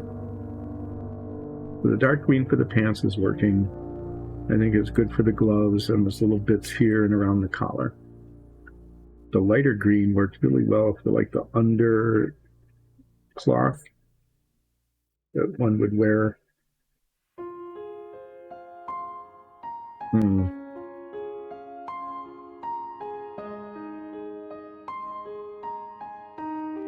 I'm trying to see. Looks like there's an unpainted spot there. And this light green.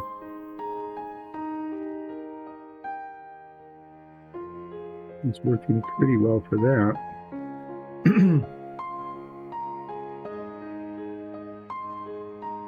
Or I like it for sure, though. You know, I really don't want to use the dark green. These are like the bindings that hold, the leather bindings that hold these plates on, in the shoulders and the forearms. And it's the same color as this. Well, that's just fine there, but it just doesn't look good there. It's way too light.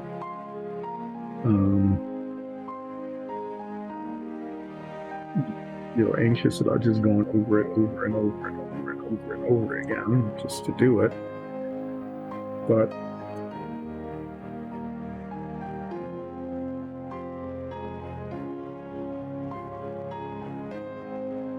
sorry, I just saw another spot that needs a spot of paint.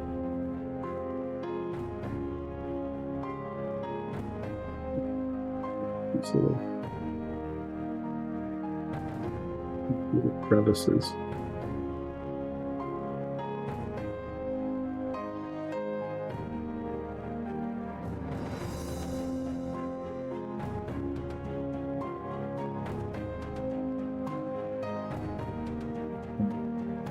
I'm going to stick to the green theme, but it's just not looking good. So I'm going to look at my color chart and see what my options are here.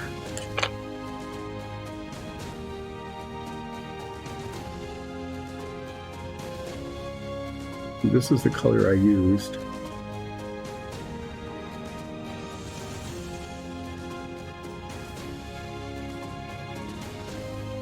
This is the color of the pants, this dark green. This is to me a dark green. This is the Viejo dark green. There's this flat green. Got kind of olive drab kind of color to it. Don't really like it that much. There's deep green, which is almost black.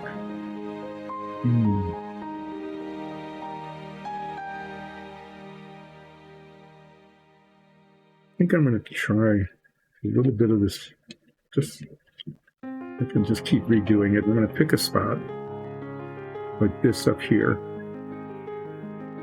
This particular area is relatively easy to paint.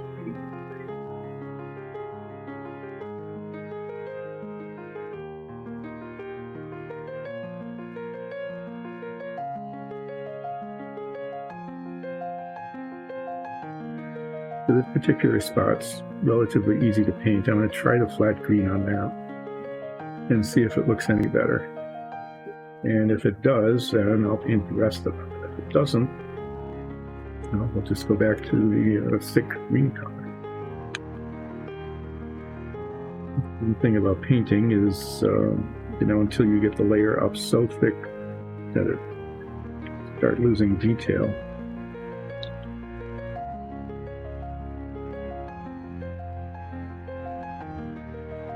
You can just keep doing it until you like what you get. But that definitely is not what I want.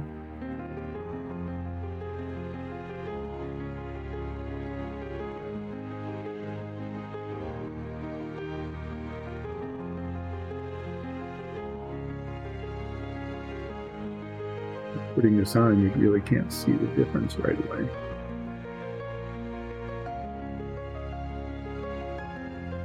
Right.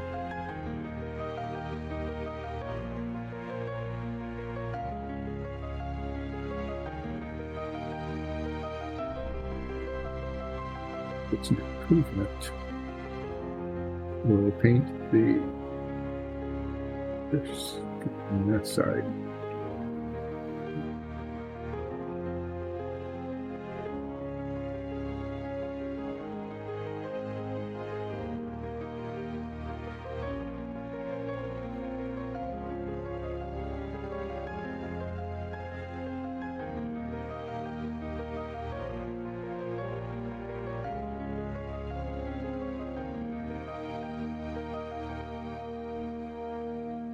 Well, part of the reason this isn't moving along real fast is two reasons. One is I kept finding these old tags of excess plastic that I had to pull off.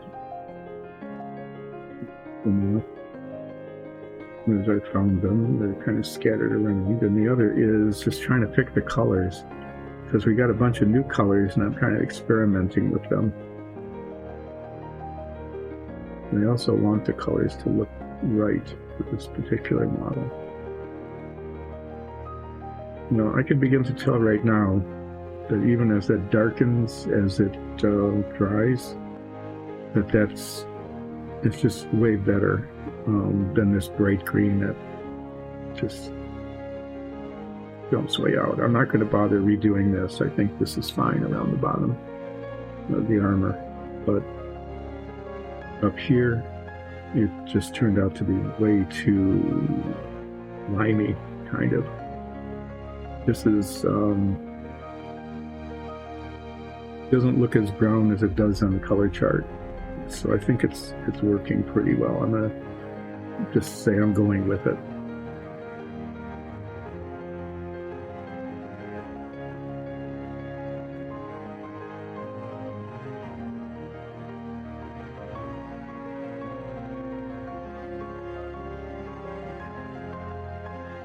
Huge change in color, but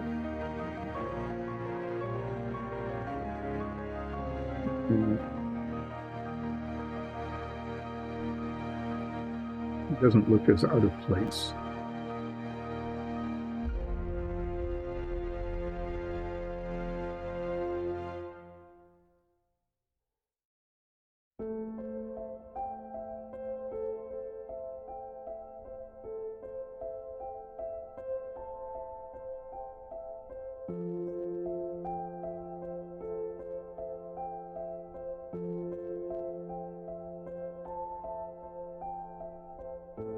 That's a little harder to get to, so I'm going to clean my brush, put a little more paint out there.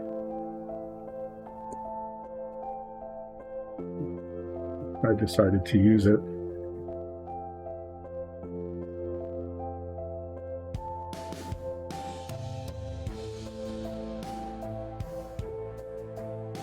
And when I'm done with this green, I'm going to be taking a little bit of a break.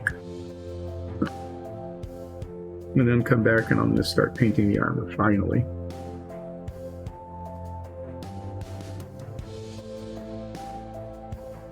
No, you're not missing most of it. We're only half through. As you can see, not much has happened. I've been experimenting with different colors, making new color charts, testing out some new colors.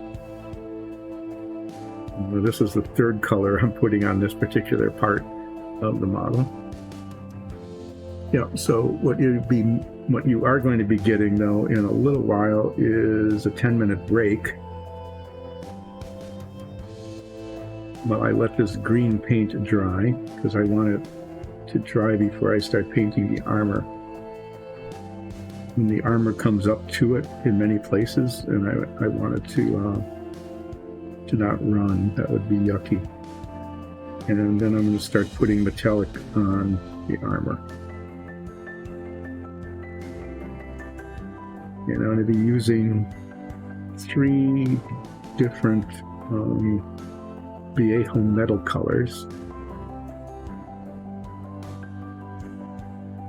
The main armor is going to be a dark aluminum, which is, fairly dark colored metallic. And then I figured these are lighter metal than the heavy plate. and that I'm going to do with just aluminum, or duraluminum, which is a half a tone lighter. And then there's all these little rivet details. I'm going to do that in what's called steel. And steel is really kind of very dark metallic. And I don't want them to be like ostentatious. I could do them in brass or something. But they are a different metal than the rest of it. And I think I will make an effort to put tiny little dots of steel paint on them.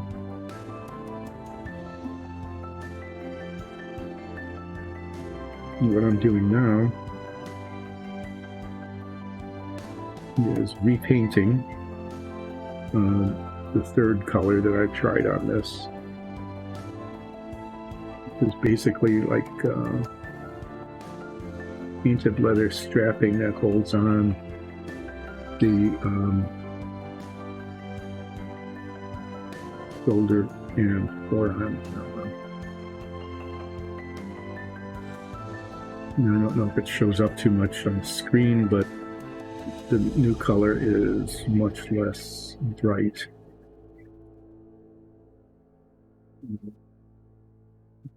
Grabby.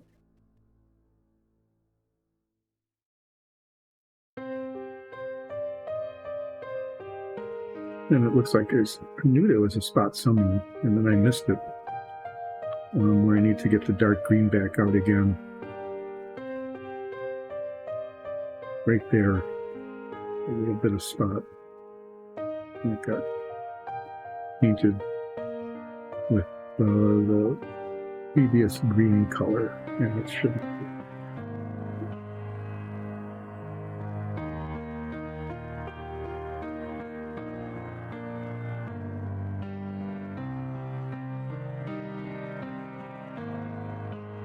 I always like to catch those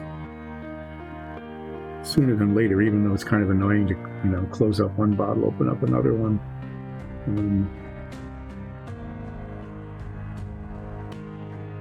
Really? Actually, I didn't buy this. Nicole bought it. These are our next minifigs. I'll explain that in a minute. Not sure which vendor we used.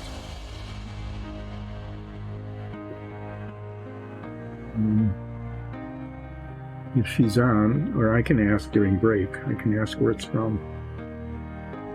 We actually have 3 of them. Not 3 of these, but 3 figs. Our D&D campaign, which streams on Twitch on Sundays. Our DM is being really generous and has promised that at some point in the near future we are going to level up to level 5. It's only taken like a year and a half to get there, right? She's really mean about leveling.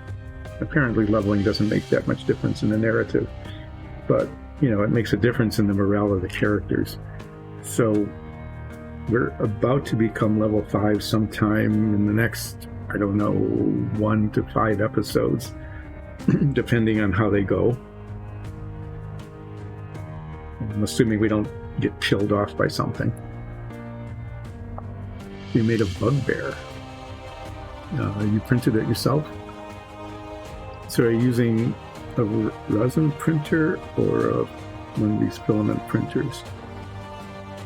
Because we've got these behind us spinning away on dungeon tiles.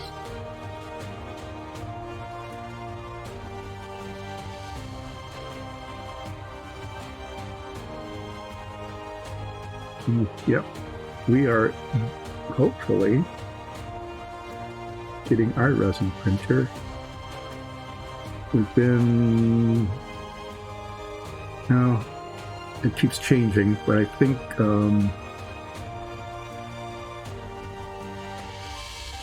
3 to 7, yeah, that's not going to happen in our campaign, I can promise that. It took us forever to go from 1 to 2, we started to joke, just like, you know, the cake is a lie, that levels are a lie. Finally got to 2. That was really exciting. At that point, it had been so long that no one knew how to level up anymore. I mean, I had to take a tutorial on how to reconfigure my character.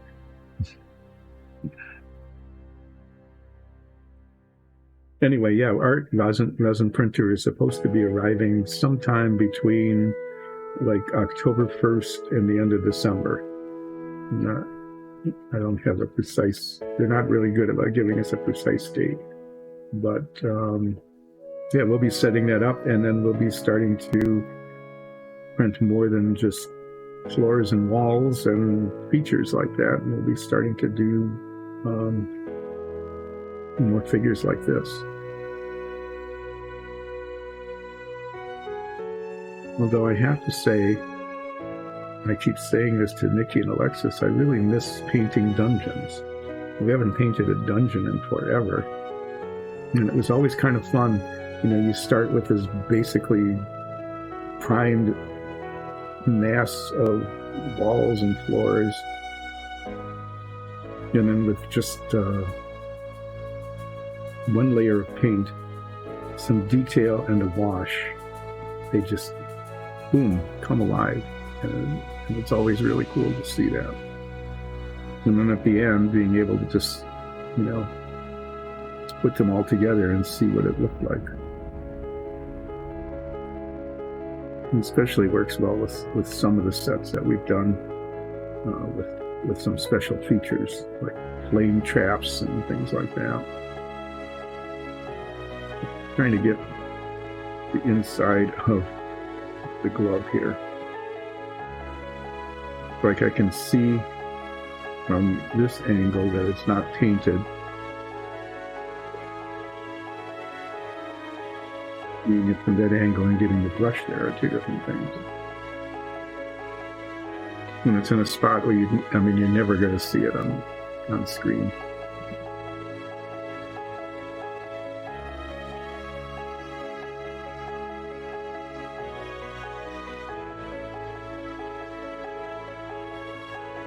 Just doing some touch up with this dark green when I've got it out. As I'm seeing some places that need some touching up. Okay.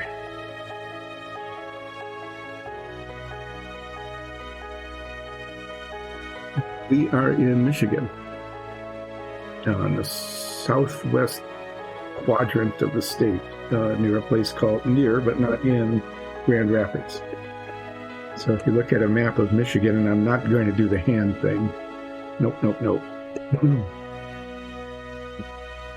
Jokes about Michiganders doing the hand thing. If you look at a map of Michigan, Grand Rapids is not quite in the southwest corner, but it's like in the lower third of the lower peninsula over close to the lake.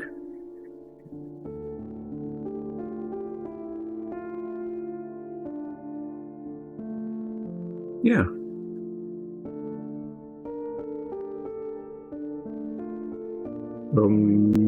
How will you be able to show us the bugbear? It'd be nice to see it.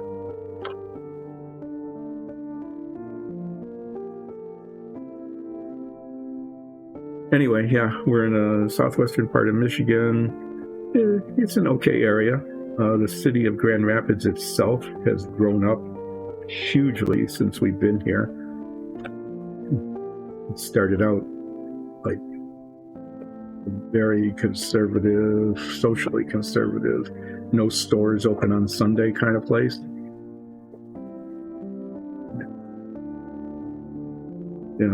It was really kind of funny, some of the things that happened. Like you could buy wine and beer and some liquor eventually at one of the grocery stores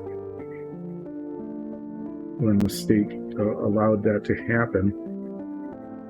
But it was prohibited from being sold on Sundays.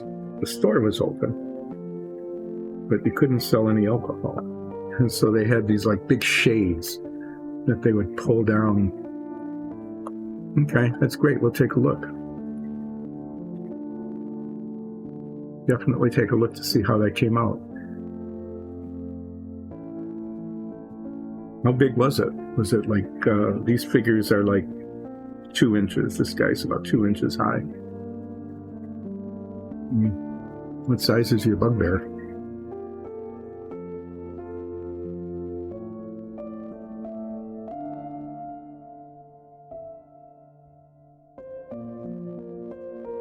Ah. Yeah, those are good sizes. Okay. That makes sense. Yeah, that's a good size, especially for D&D campaigns, you know, because a lot of the terrain and things are scaled to that, and they fit on the 1x1 grid pattern that's often used. I wouldn't mind, given my age and eyesight and lack of steadiness, having them be like twice the size with the same, you know, with the details all expanded accordingly. It would be easier for me, but yeah, anyway, as you can see, I haven't done too terribly much on this, it looks like, even though it's taken the better part of 2 hours to not do terribly much. But I finally decided on colors. That was helpful. Finally decided on what some of the detail was, and what I'll be doing next, this is plate armor, is I'll be painting the body armor, what's called dark aluminum, which is kind of it's black tinted metallic. And I'm going to do the shoulders and these in duraluminum, which is a shade lighter than that. And then I'm going to use steel, which is a shade 2 shades darker than duraluminum, to highlight the rivets. I don't think I'm going to do a wash on the armor. If I do, it's going to be really, really light, because this particular character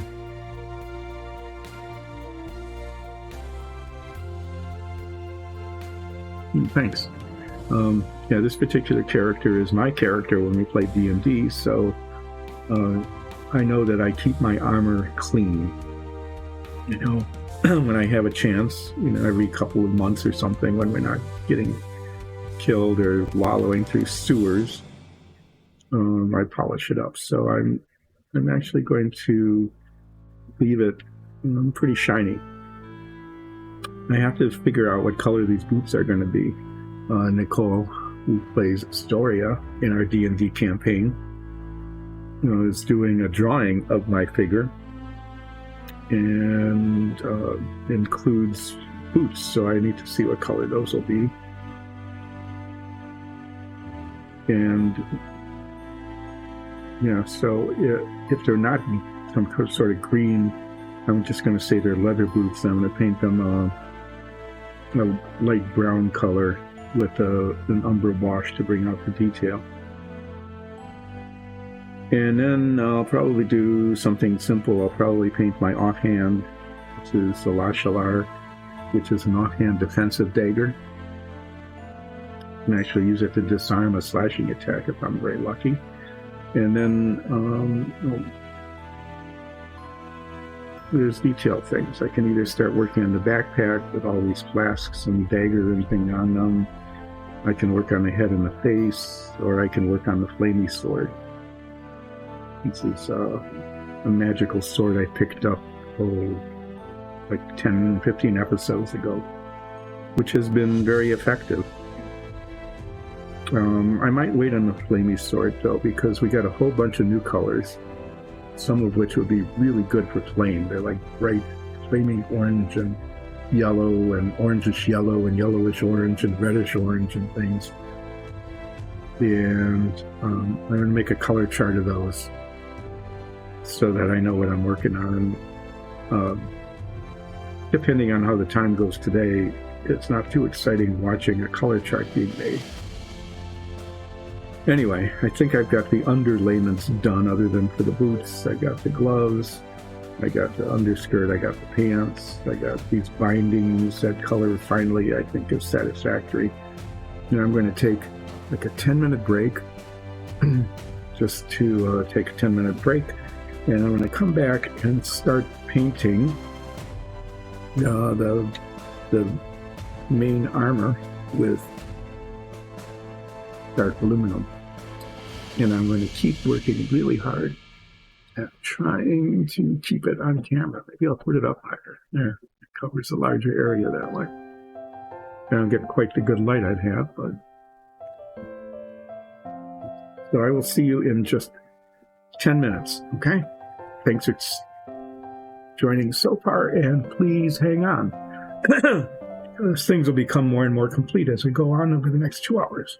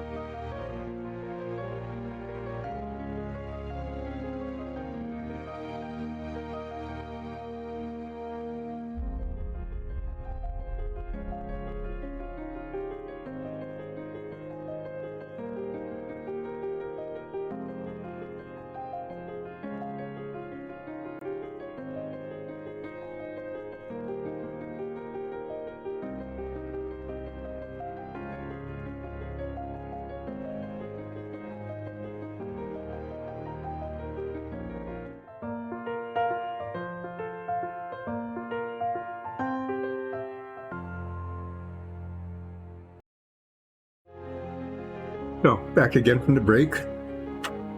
Found out two things. One is that these boots, the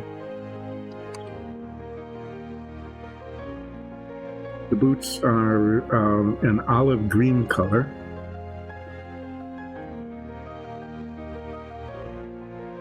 So I've got,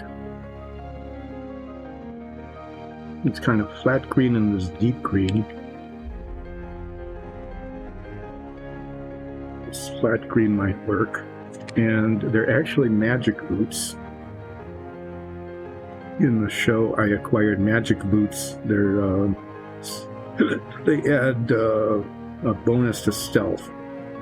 I call them my sneaky boots. So at some point I'll be painting them an olive color, and in the drawing that's being made of my character by Nicole, there are like some sigils on them because of their magic quality. So maybe later in the show we'll see how the armor goes. We might might be able to paint the boots too. So I'm going to be using this dark aluminum color to start the body armor. These metal colors are made for airbrushing. Large surfaces are basically made for airplanes. And so they're different aluminum colors because, you know, the flaps and the other control surfaces and things of airplanes are usually made out of slightly different materials. You know, really good paints in that a tiny little bit of paint will cover a large area. They cover very smoothly. There's never any brush marks, but because they're for air brushing, they're really quite thin, which means they kind of run. And so when using them, you need to be prepared either to go very carefully around the edges next to another color, or to go back and do touch-up later because they managed to run onto where you didn't want them. Don't need very much of this. Like I said, a little bit. Those drops there, that's probably like more than 3 times as much as I need. And you can see the dark pigment in there. I'm going to make sure it mixes in thoroughly. I probably didn't shake it long enough. So basically what it is all of these paints have the same underlying metallic color, silvery color. And then they have a dark pigment added to them. And the amount of that pigment determines how dark it goes. This one's fairly dark. Not as dark as the steel, but fairly dark. So I'm going to just start using a larger brush initially just to see how it flows, and also because I used it to mix it.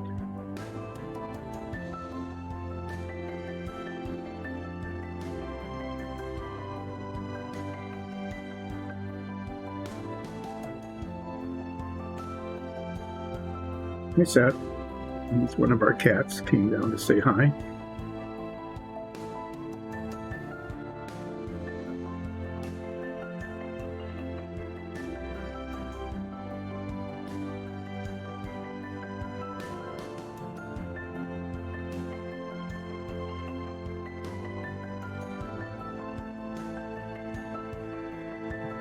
Catty cat.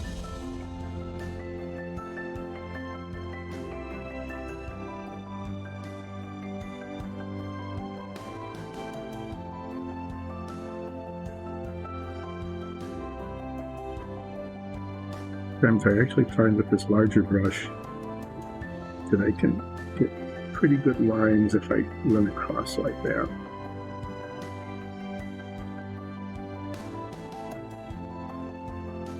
This is almost better than with a little brush, especially with paint like this, where you want a fair amount of paint on the brush.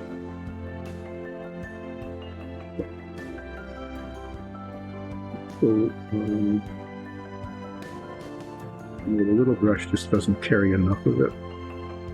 So there's a tendency to need to kind of like pile it up, and you end up with this blob on the end of the brush, and it gets really hard to control. And that this larger brush actually is working quite well.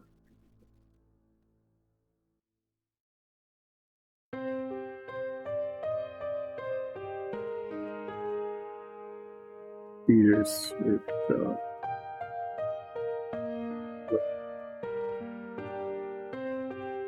so you need to be careful, as it will run.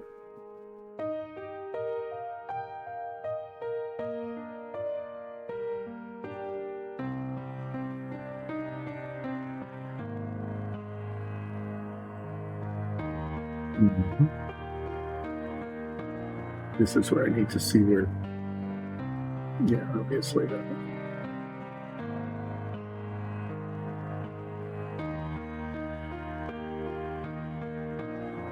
Yeah, see it ran up onto the green there.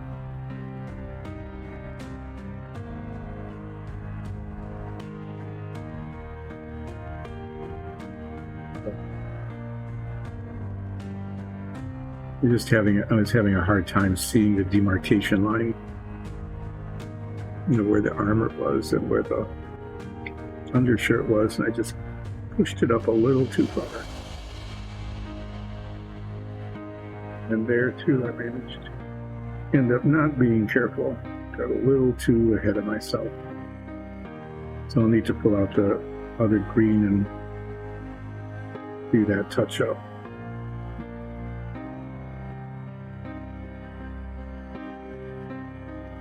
One of the painting without having to go back and forth many times, touching up the colors.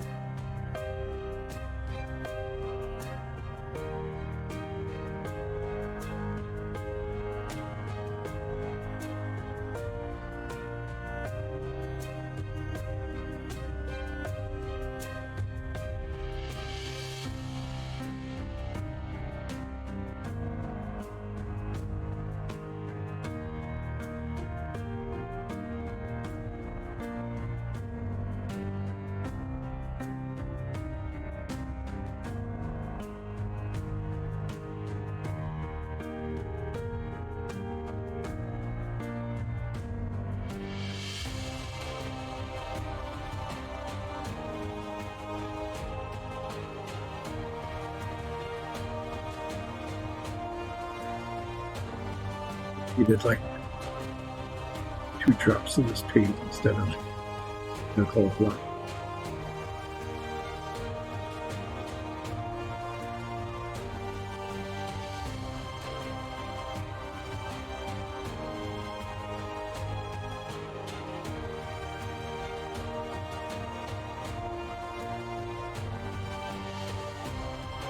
No, that was good.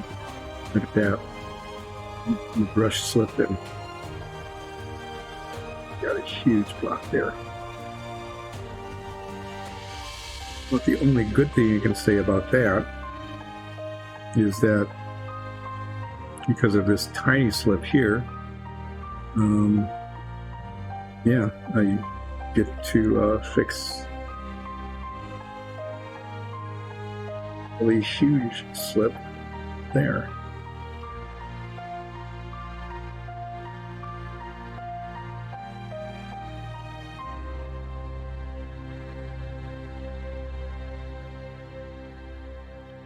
There's that, and that's a pretty good armor color, I think. And I think that looks pretty decent. Other than the obvious touching up that I'm going to have to do.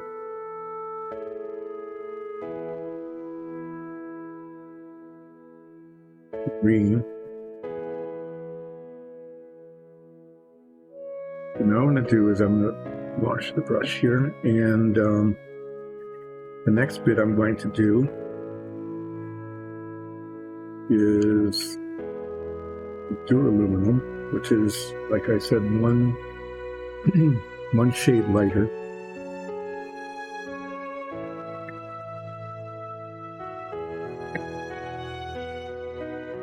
And invisible.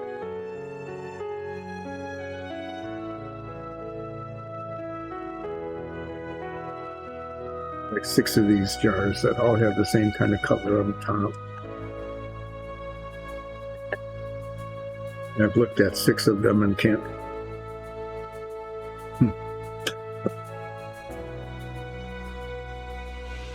It always happens. What color you want is the one color you can't find. Red aluminum, dull aluminum, silver, steel,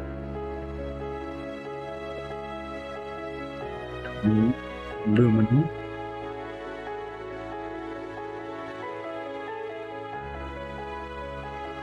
steel,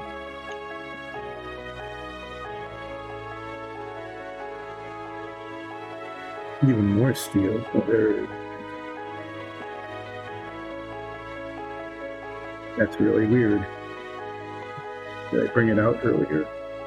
You get to see me muddle here as I look around for the one I need that I set down somewhere that I can't find. If you're wondering, I'm looking for this one, the duraluminum.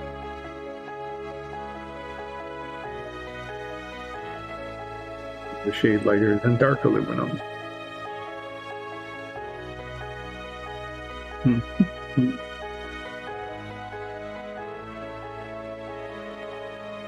Okay, we'll make a thorough review of everything here.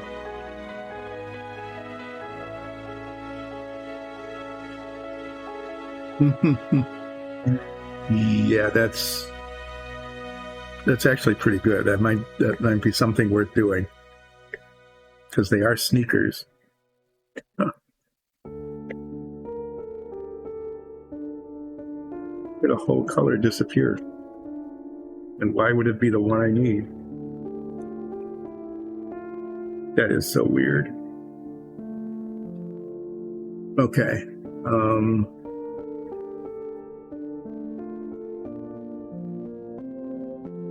I'm totally at a loss.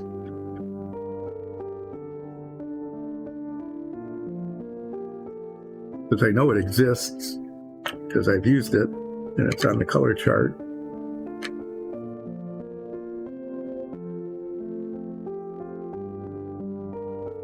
One place.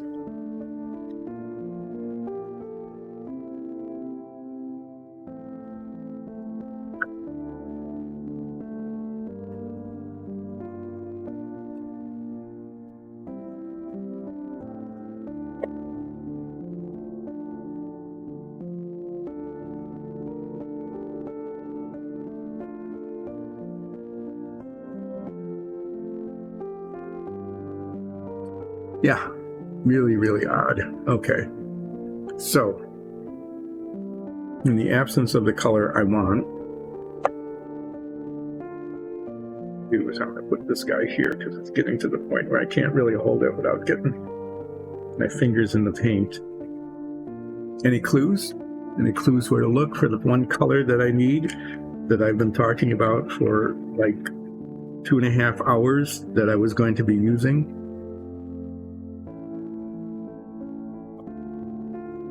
Silver, aluminum, chrome, steel, dull aluminum, white aluminum,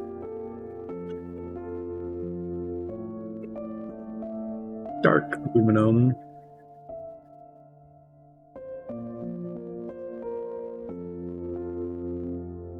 really? Absolutely. I really wanted that kind of just slightly lighter, but not real white look. But if I can't find it, I'm just going to have to go with the plain aluminum. Let's see how it looks.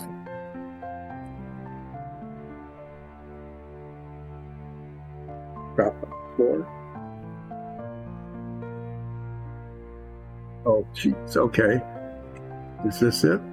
Is this it? Yes, it was hiding behind the epoxy.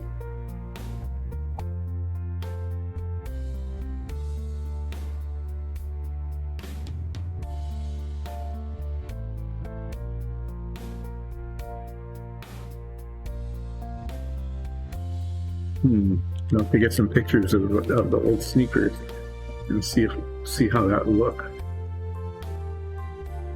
Try to get not very much of this out.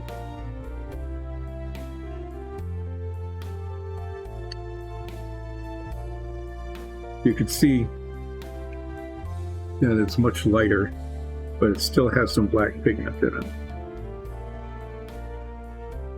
And I'm going to be using it on these pieces of armor.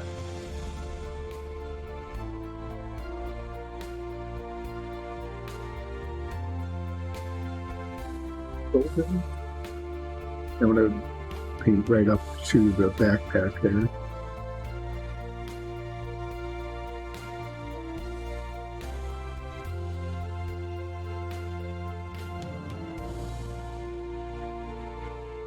Hopefully, what you will see is that this is almost the same color as the rest of the armor, but you'll notice that it will be just slightly shinier,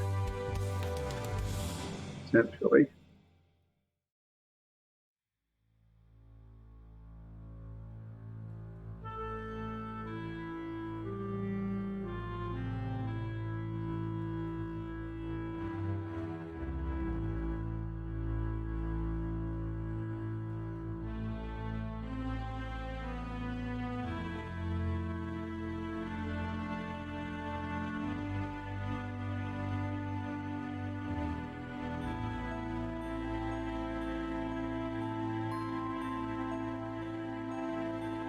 Right down into the hand.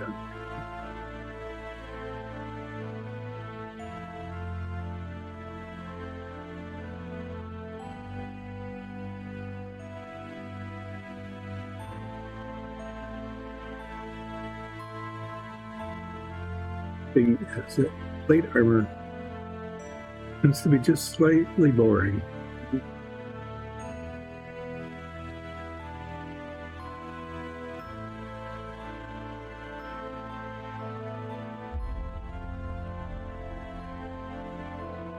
Don't want to embellish this too much because it's not fancy. I'm very, very utilitarian, run-of-the-mill, heavy plate, full plate.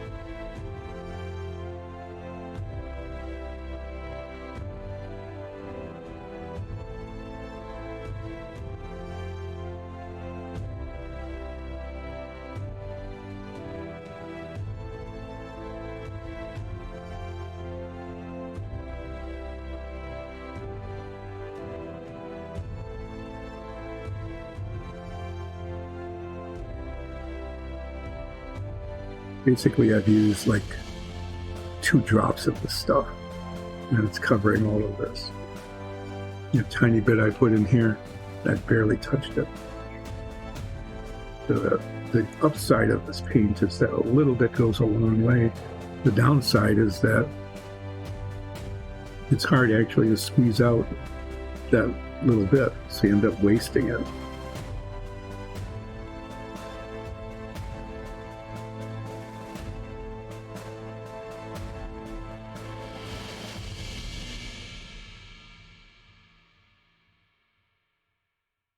See, it's a really nice metallic. It's metallic. It's like liquid metal.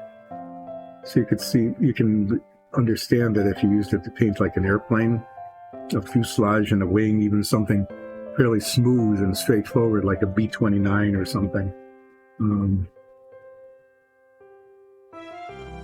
Just how nicely it would go on, especially even if you brushed it on. Not even just airbrushing.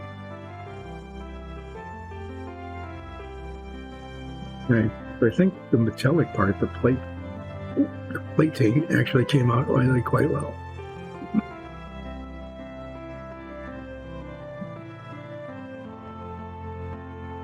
Be covered. Now I need to do touch up with the thick green that I was using.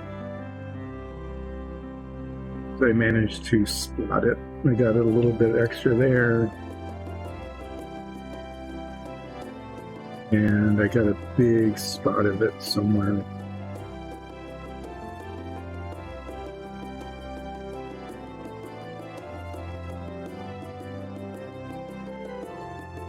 there. I painted the whole thing kind of silver. So that was it for the metallic. That went really quickly.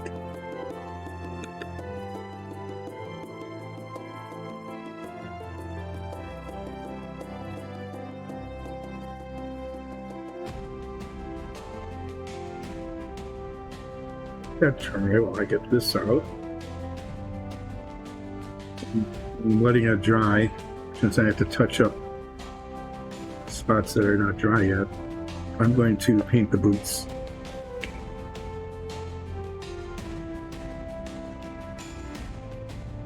I think I'm going to use this thing called deep green, which is a really dark olive green, which will give it a little more weight on the bottom and a little more contrast. Because it's a dark color, one of the things we'll be doing is losing some of the detail, like the lacing and things on the boots. I might be able to do that with a wash, but we'll see.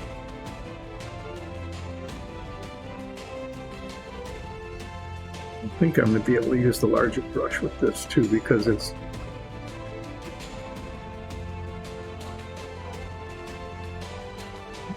nice. Well, the plastic cap came out.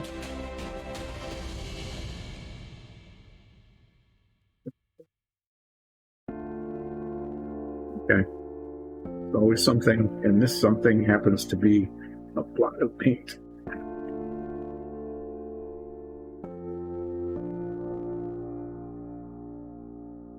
On many places.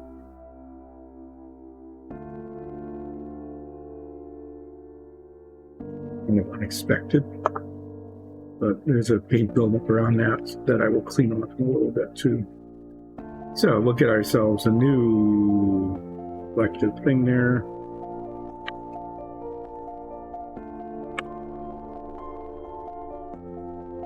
Bring the paint on the screen. Get it with my fingers. Thank you.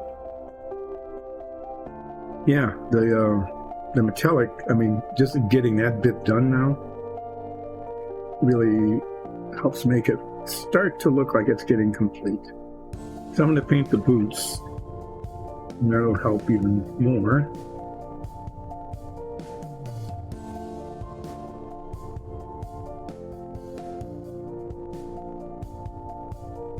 I've been told that in my official portrait that Nikki is paint drawing. These boots are like a dark olive green, which continues the green theme of the Tashiranoon kind of armor. And they are sneaky boots. They're sneakers. They give a bonus to the ones I wear in the campaign. Give a +1 bonus to stealth checks, which really comes in handy because the plate armor gives a -1 to stealth checks, and so it keeps things neutral. Gives me a slight opportunity to be sneaky. So in order to make them look magical, what she's going to do on the drawing, and what I will try to do with the model, is to paint some little magical sigils on them. There's one of the final detail touch-ups. So painting these boots is pretty easy. Just have to not slop it onto the pants. You can see there's the color difference is good enough. I mean, they're an olive color, which is a good color for boots. They don't clash and they don't contrast. You can see the difference between that and the pants, I'll say that. But they don't clash, really. I think this color will look just fine. Is bootness. I'm painting all around the bottom of the boot into the terrain on the bottom, because I want there to be paint there when I paint the terrain later.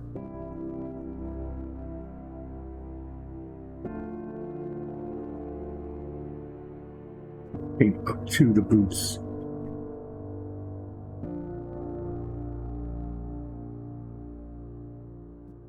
These are done. The metallic should be dry enough that I can go back and do pretty massive touch-up. Metallic ran onto a couple of spots where I don't want it, and the brush hit a spot, leaving a major block over paint where it shouldn't be. So although the armor got painted pretty well, there were some problems.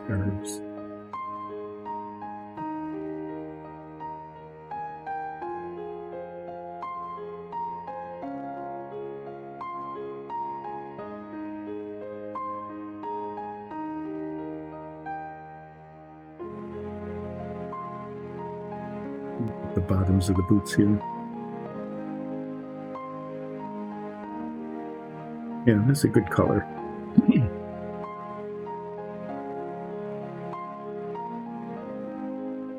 We could have used what's called flat green, which is kind of that color, but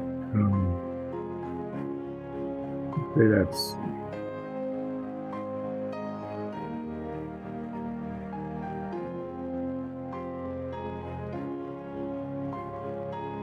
would have been too light. Oh, there. Okay. Before I cap this up, though, I've got one of these issues where the paint is gummed up around the edges. And what happens then is that the cap doesn't seal tightly, and air gets in and starts to evaporate, and we don't have the right thinner. And you don't want to lose basically half a jar of paint. So we'll just clean that off.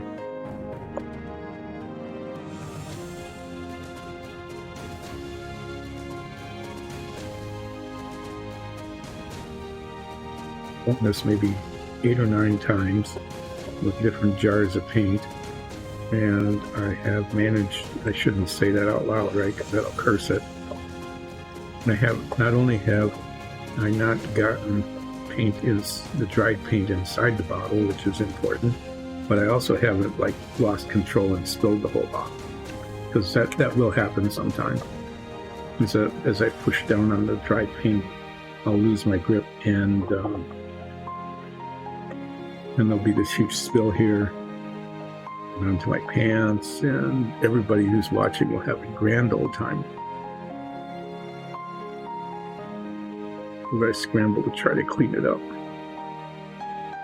I did manage to get it all up in my hands, which is why I'll definitely be using this holder. Okay, so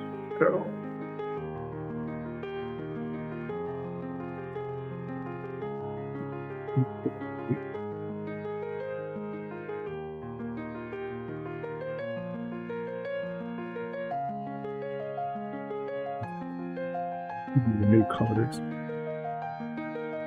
that I was using for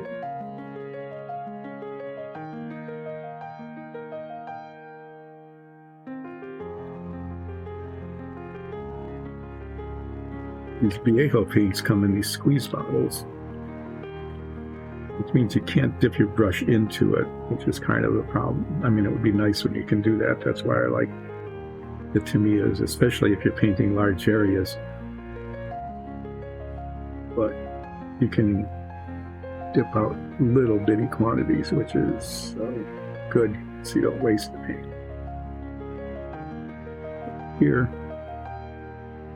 the silver got onto where the green should be. I have an arbitrary dividing line there.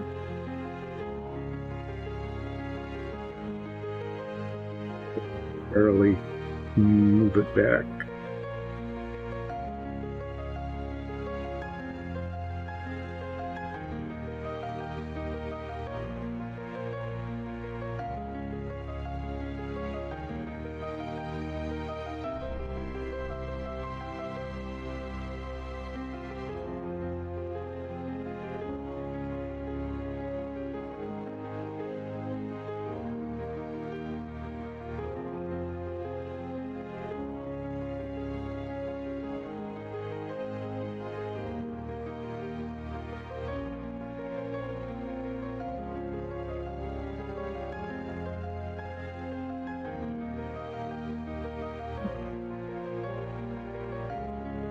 The other side actually looks pretty good.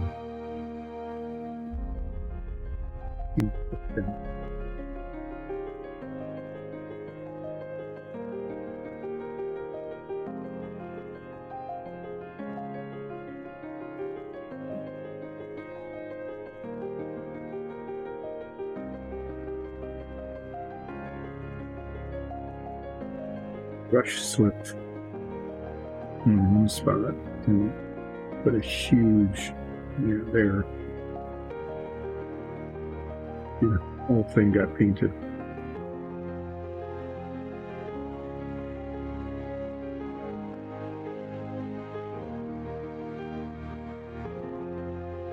Back up.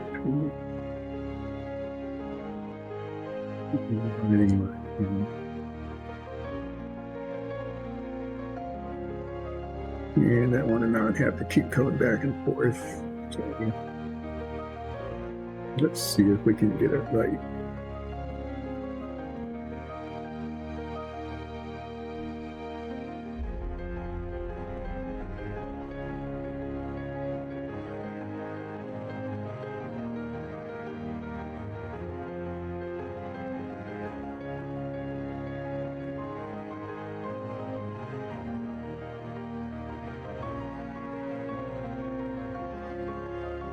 It's like practically covered the whole thing in silver.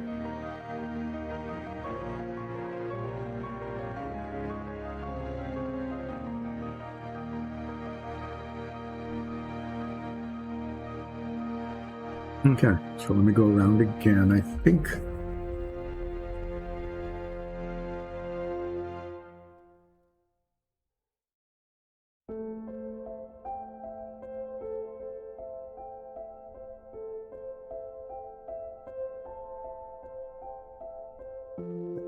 different color down here, but they're so close, one will never be able to tell the difference. Okay, so I think we got that.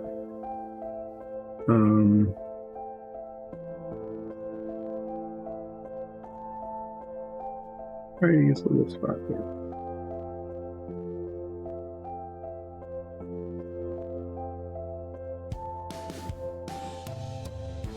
Okay, so I know it looks pretty dull with his head not being painted, but you get a sense of the body. There's a really decent armor, kind of green strapping holding it together, leather pants and gloves, and boots that came out actually pretty good. Looks like there's as you get with these darker colors, sometimes when they dry you get little spots, so it didn't seem to cover right.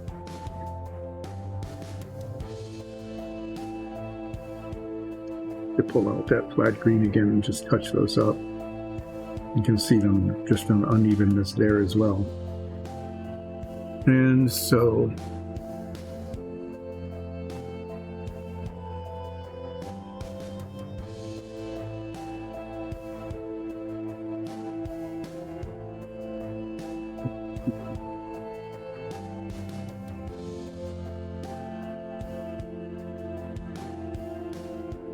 yeah, I'm going to touch up the boots because they need touching up.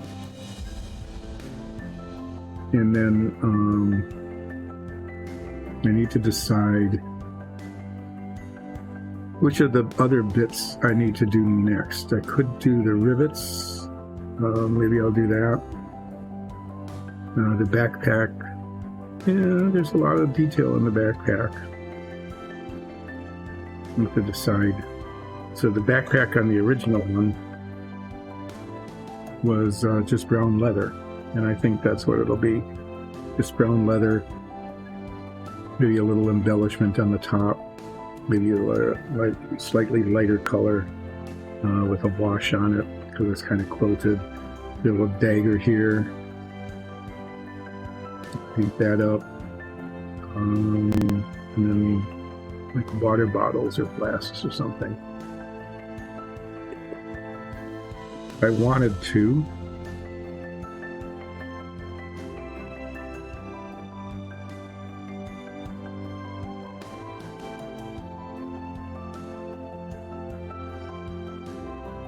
doing on time here.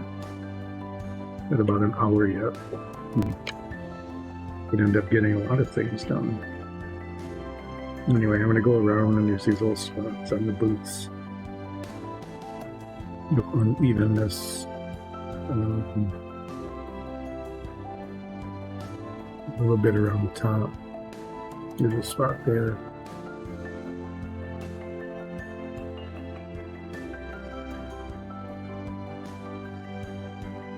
Do it. It didn't get painted at all.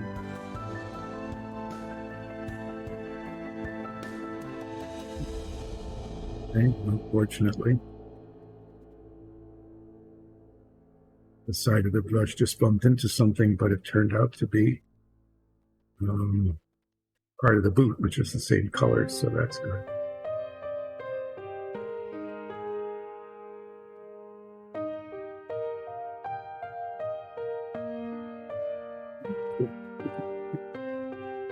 Take a chance on the bigger one.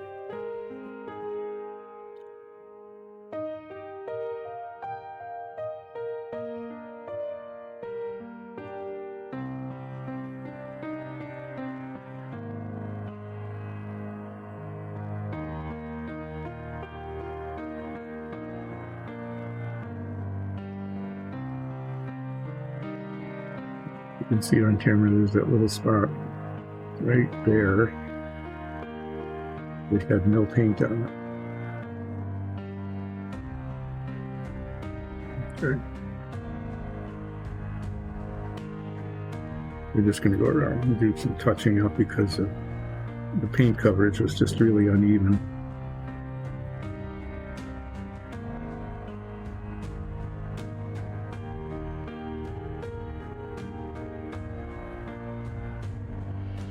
Seems to happen with the darker colors.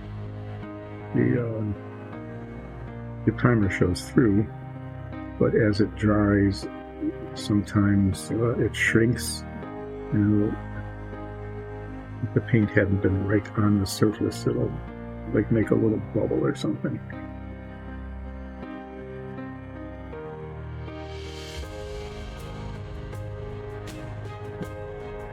Sometimes it's just not, you know, when you're painting a dark color over a lighter color, you'll just get little brush stroke things and you have to put 2 coats on.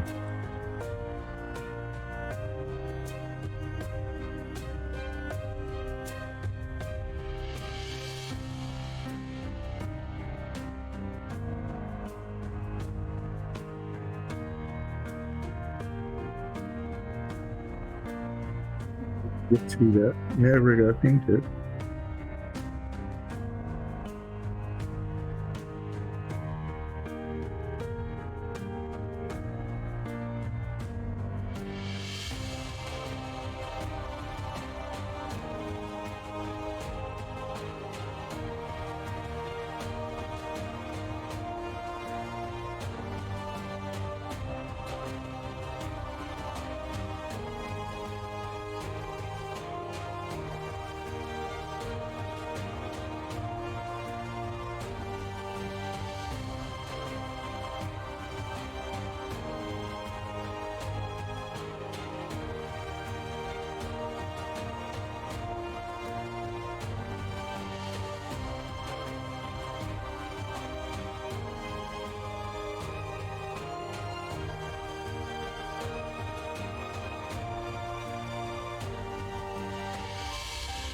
This color, if I put a little wash on it, it would really bring out the details of like the lacing. I don't know if I would use a brown wash on it, which is more leathery, or a black wash. I think it would look good washed though. No, they're not too hard to paint, so I could try a wash, and if it didn't work, I could just repaint them.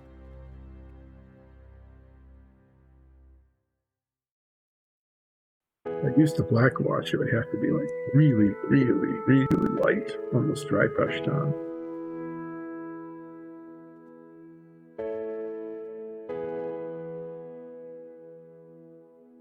I'm afraid a brown wash would make it look muddier, though. I want them to look really...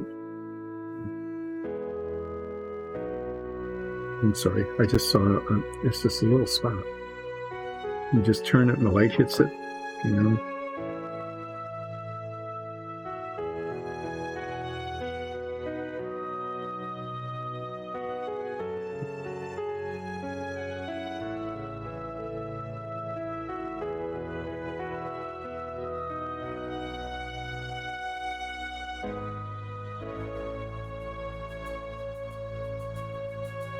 Yeah, that's a little frustrating part, is that you get so close and then you just see, you cap something up and put it away and say, oh, it looks good, and then the light catches the spot in a certain way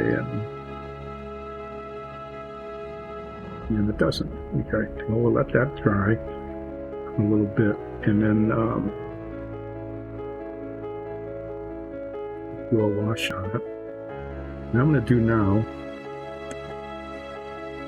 so that it looks a little more finished, at least on the side, is I'm going to paint a lashalar.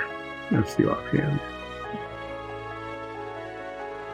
And there isn't much to it, there's just the blade and the pommel. And the pommel on the lashalar here is brass, so I'll use that.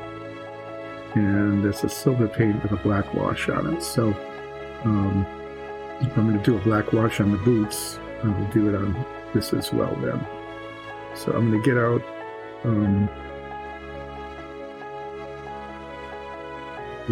the Viejo silver, Chainmail silver. There isn't much of this left. Hopefully there's some in one of those boxes. They don't need much.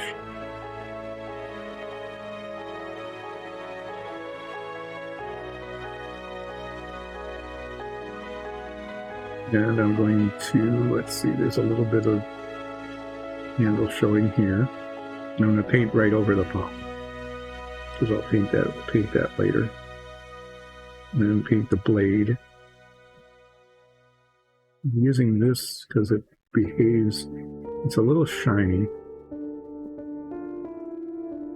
but it looks good with the black wash on it. And it's easier to spread and control than the metallics that I use on the armor.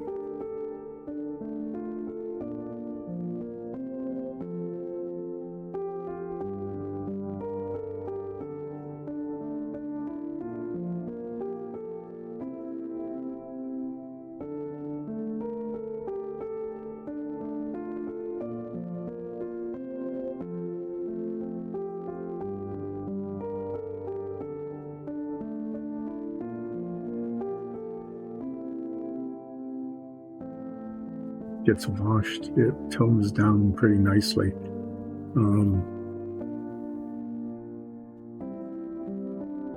Like I said, I'm going to paint right over the pommel, because that'll get painted brass in a little while.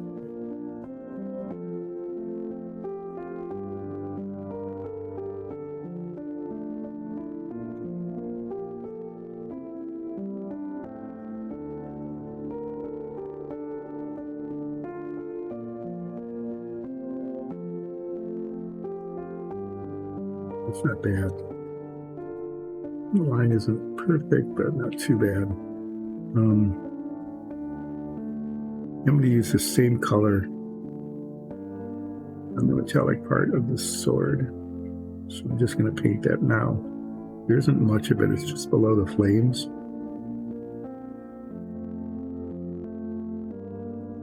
Since I have it out and it works well for swords, that's what I'm going to use here.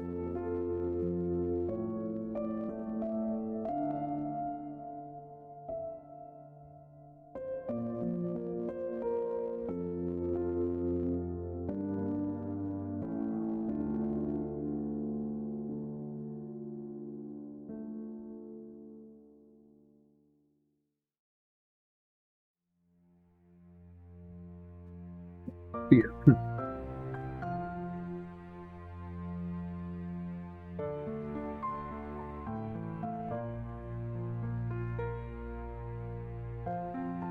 I'm going to do the flames. I don't know if I'll get to them today. I had mentioned earlier we got a bunch of new paint, and we had really limited yellows and oranges and things, and there's a whole bunch of really bright colors.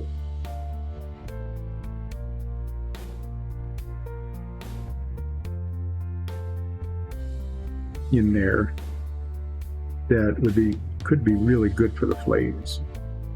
And so I'm going to make a color chart and play around with them some, because the flames are a really big feature here.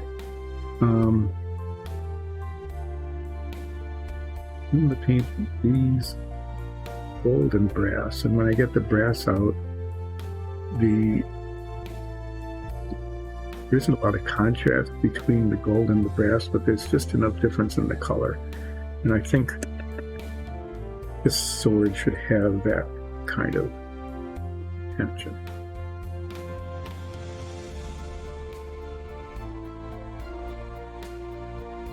And back here, this needs to be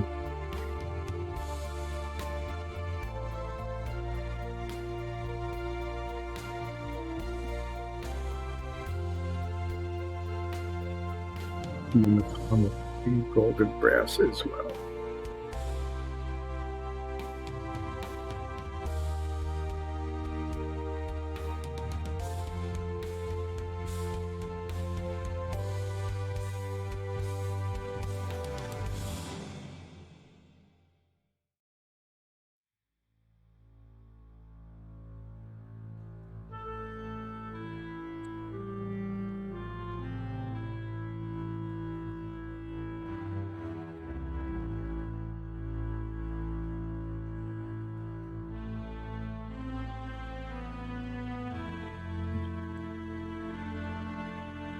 So I'm letting those dry a moment.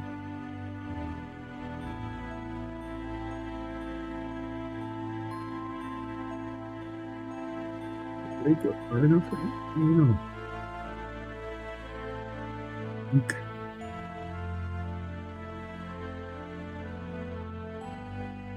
Yeah, just a little bit further. I'm going to work on the backpack. Do that next. And there's a couple parts to this that are a little tricky. There's some backpack straps that go up here.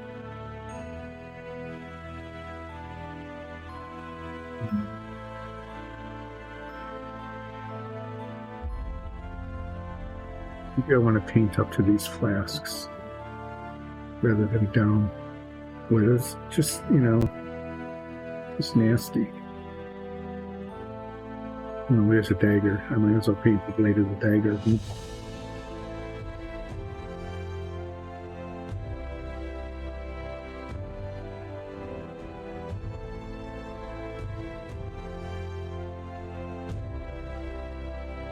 Now I'm going to give that the same black wash I'm going to give the wash alar.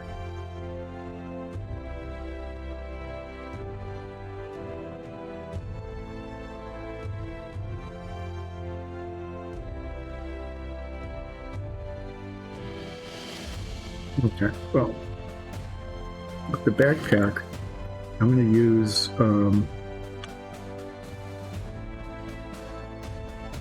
what's called dark sand. So the flap on the top and the bottom, that has quilting on it. And if I give that a brown wash, the quilting will show up, which will be nice. Yeah, if I have other browns in here, in the new colors. It doesn't have any.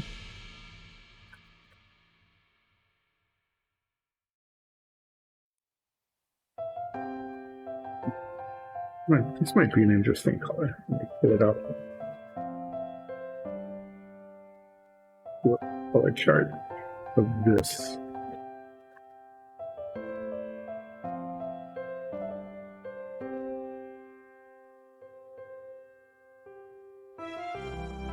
There's some really cool colors in here. Definitely need to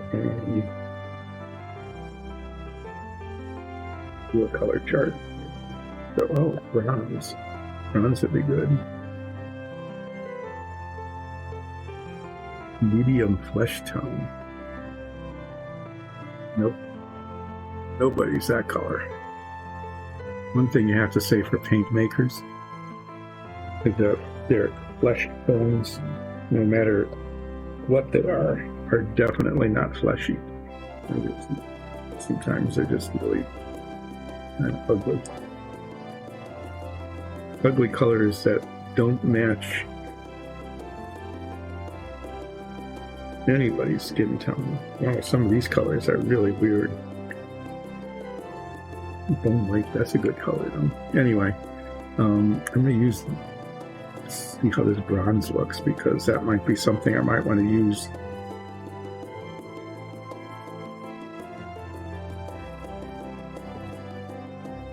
Darker than brass, it's really kind of nice.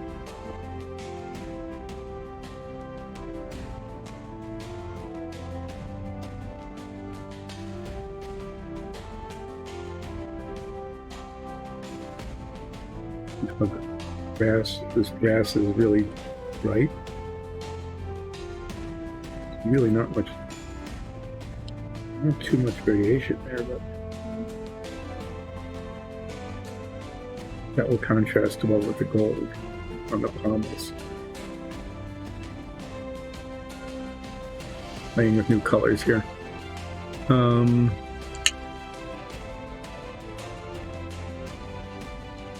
This was the color I was going to try.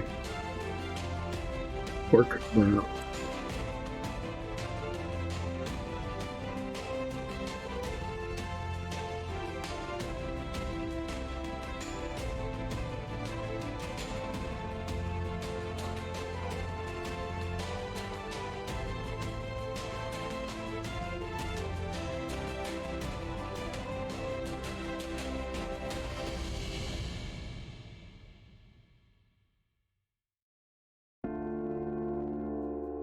Or not, but it's kind of a nice brown color. I might use this on the backpack.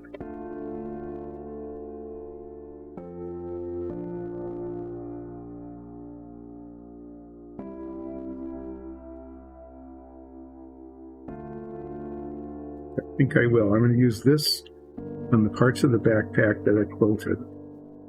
And then I'm going to use what I used on this guy is like a red-brown with a brown wash.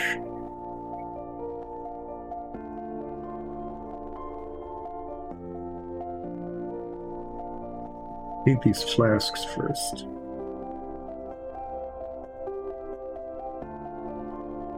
Filter the dagger. Just do that in black. Anyway, there's lots of little futzing on this. Lots of flats, little bits of this and that, including another mold mark.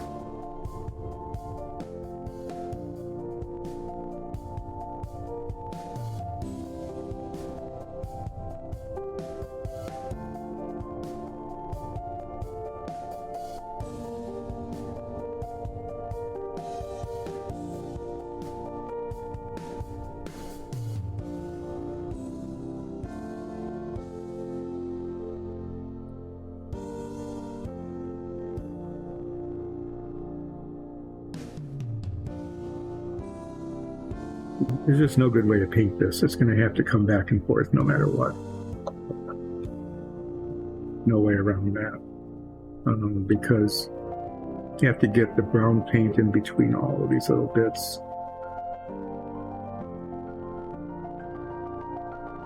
And on the dagger strap and on the shoulder straps. Even up around here and somehow down in here. And then when I paint the flasks or whatever those are, I might have to do some touch-up later, but that is what it is. So I'm going to use what's called flat earth, which is a light brown color. This color, and it takes a brown wash well, and that looks Like nice dark brown leather. Hey, Esty, how you doing? Thanks for joining. Oh, this is almost gone. Okay, well, we'll see how this works. I know we've got another jar of it somewhere, so basically I have to get this paint down in all these little crevices in between here. And I know I'm going to get it on this other surfaces that have to be painted later, but, you know, in order to get it down in between, I'm going to have another fine bristled brush, and the bristles are shorter, because this is really nice for delicate work, but I need to push the paint down into crevices. That's what this will do.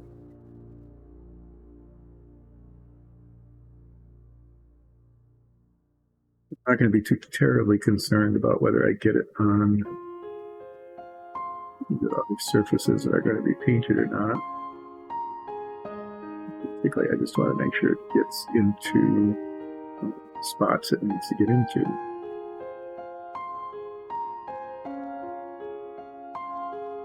The blade of the dagger, you don't need to put it on there because that's already been painted.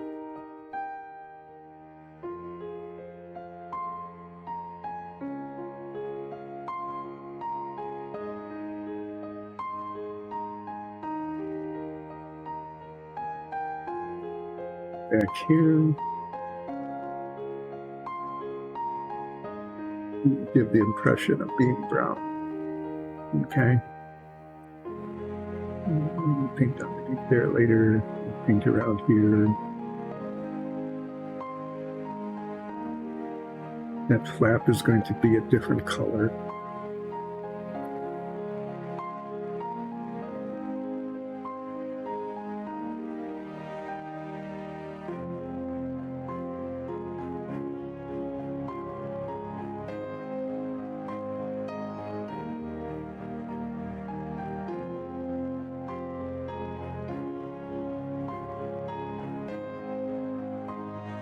It's okay.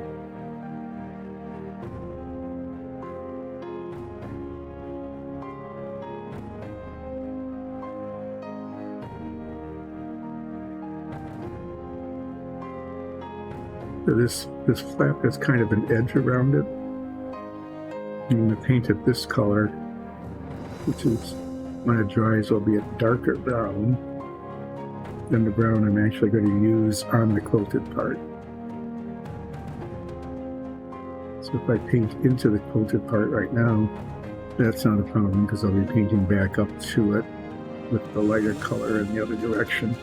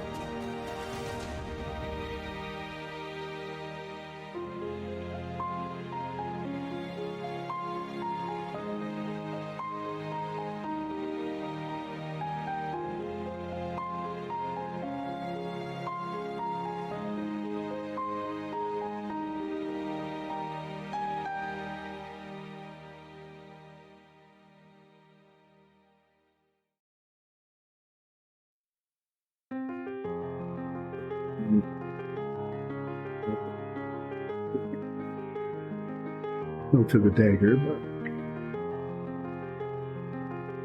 it'll be as good as it gets.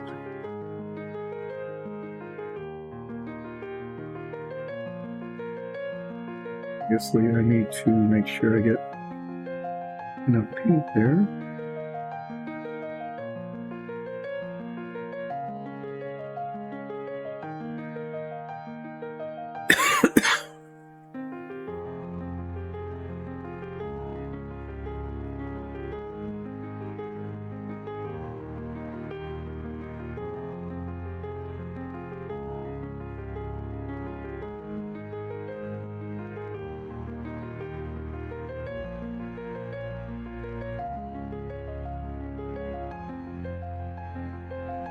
Okay. Barely perceptible, but there are shoulder straps right here.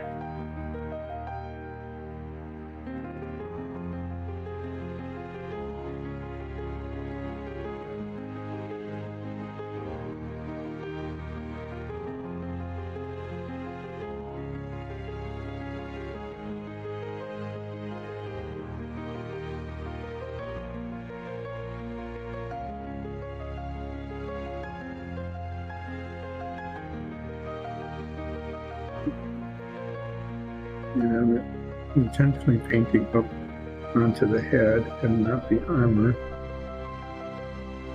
The head is going to get painted later, but the armor is already done and I don't want to be thinking around with it.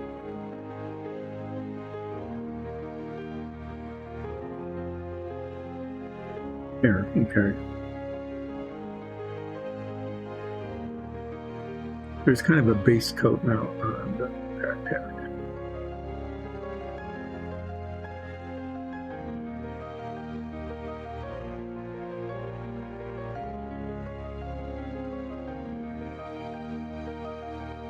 The bits I need to do next are sort of flasks.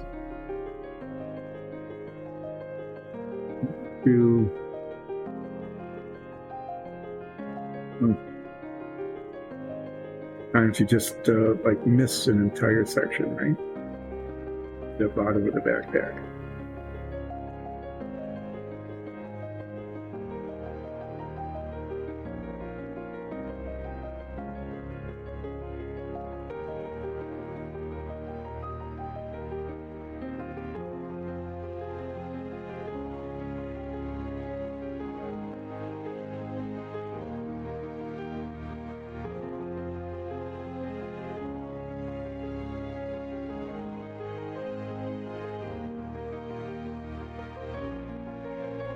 Love these parts, you know, where no one's ever going to see them because they're underneath something or behind something, but yet it should be painted some, you know, the right color. Okay, so there, the base coat on the backpack, that's going to get an umber wash later. That'll make it look less bright.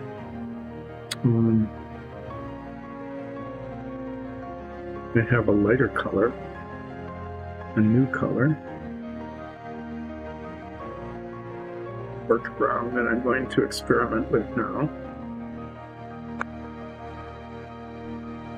And I'm going to use on these quilted areas. And these, I'm doing that on the quilted areas because with the brown wash, the quilting will show up better than with this brown.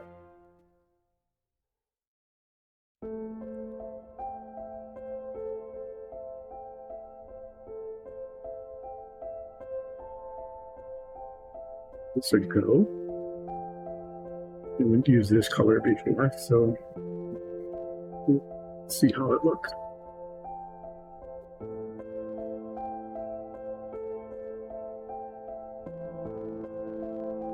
A little delicate with it because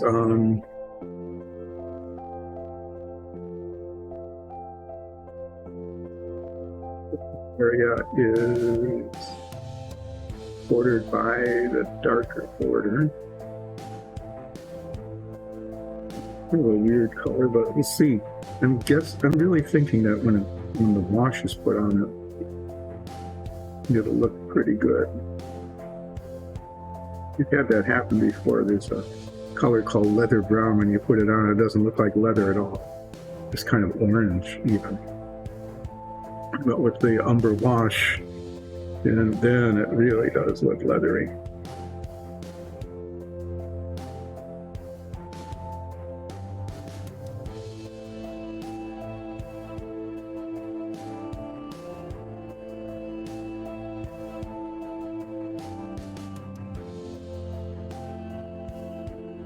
Guessing this will be kind of the same.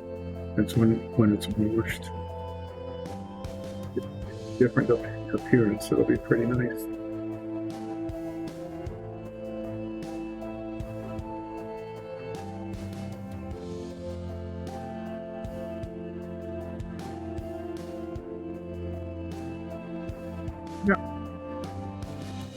at some point in the future, either today or Friday.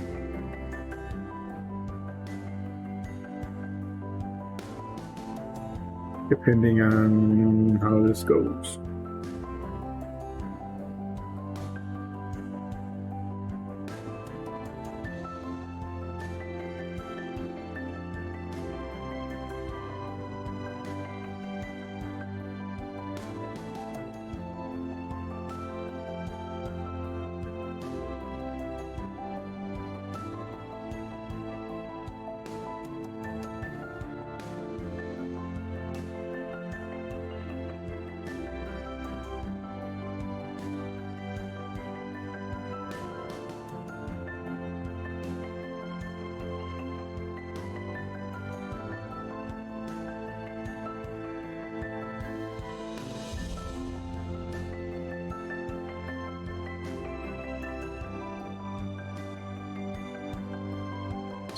I'm thinking doesn't look very good, but I'm hoping that when it's washed, it'll really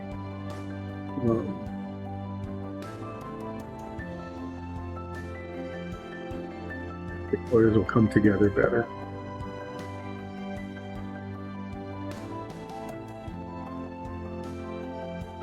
Okay, well, I've got this dagger here.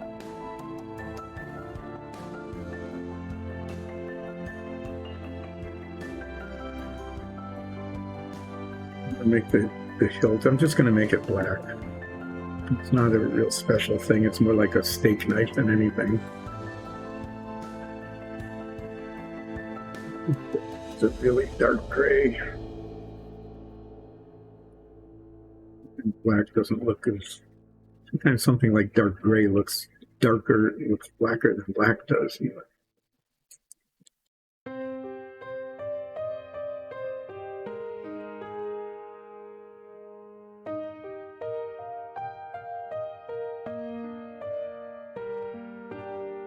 This bit here.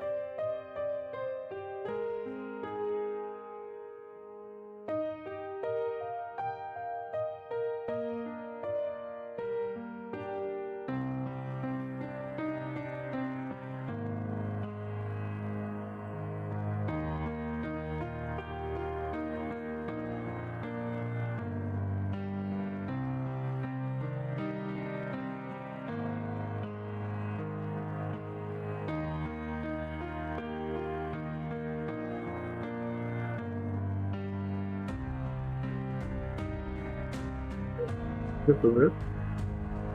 It's always a place where one forgets to paint.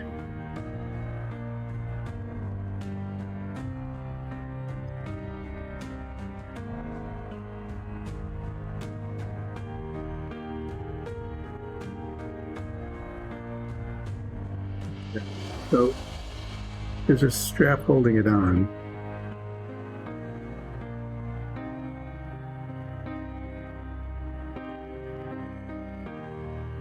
Would just paint the same color as the backpack. I guess that would actually make sense.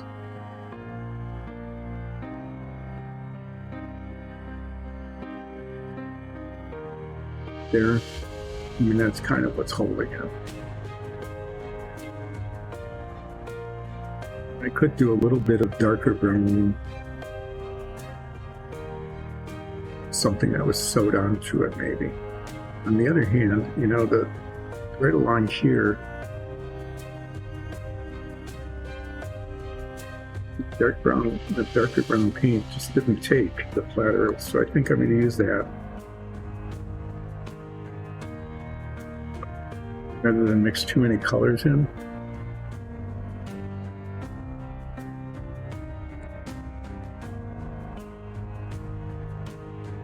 Too many colors in it just isn't good. I'm debating about this strap here that's holding the dagger onto the backpack, and thinking that it's going to be probably better off being the same color as the backpack rather than get one more color of brown for no reason. Yeah, with the paint that's nearly completely gone. Yeah, painting this here.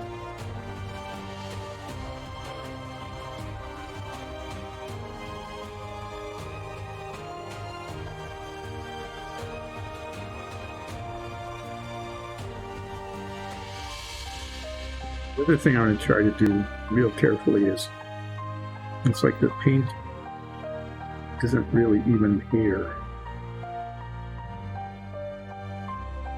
Trim around the edges of the quilted thing.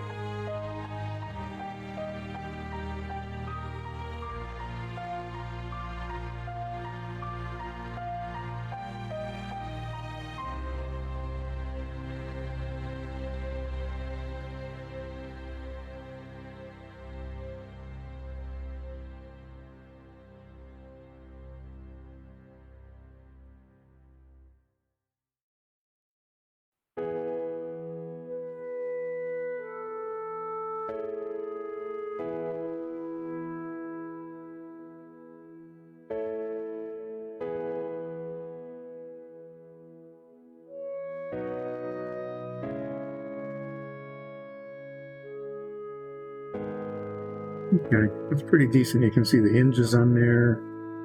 Those will come up when I wash it.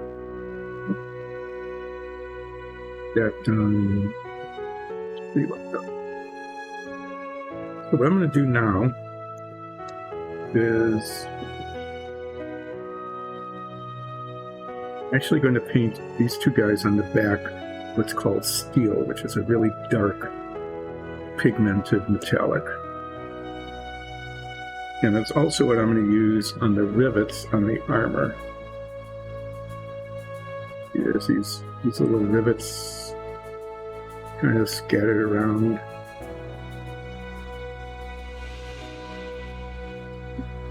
Try to paint those rivets in this little collar, in the steel color.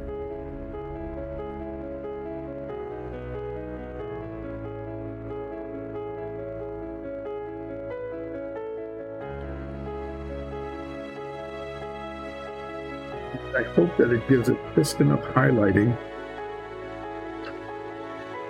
visible without like bursting out.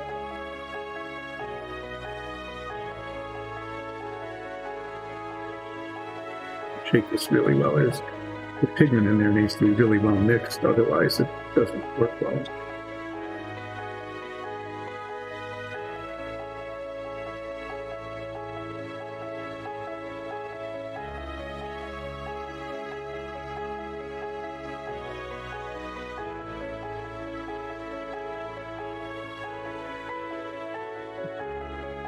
Done that before.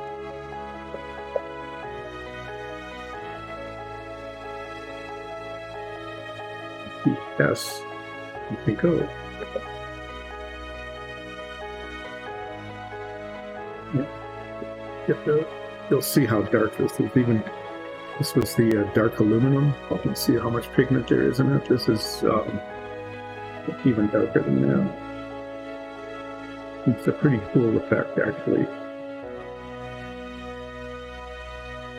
But I'm going to see if I can get it on the tips of these really fine pointed brushes and touch those rivets. If not, at least it's a relatively easy touch-up. Here, you can see that it's metallic and shiny, but that it's very dark.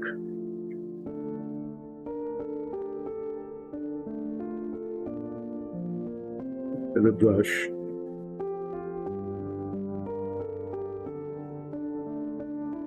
To the point of the brush, which there is tiny bits of paint. Touch these rivets.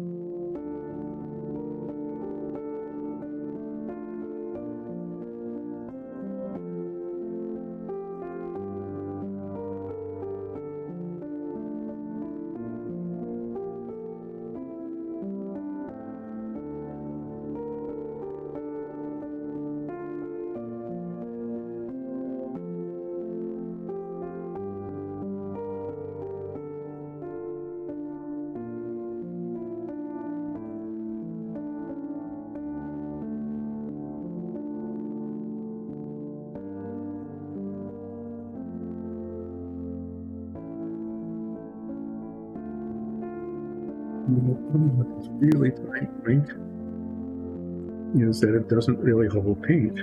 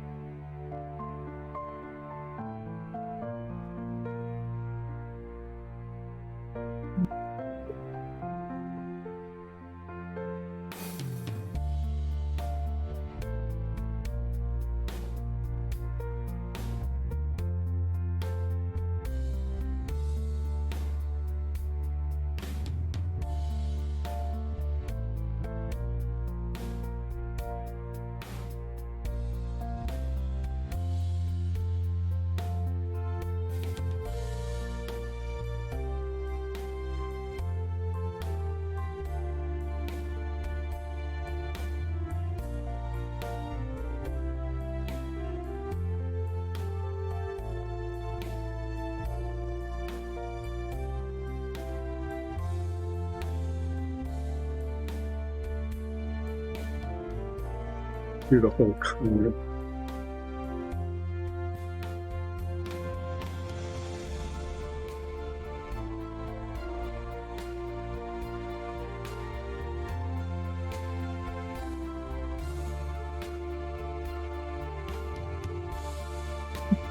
And just see that one spread out a little bit. But you're getting this there. I mean, it's not too bad.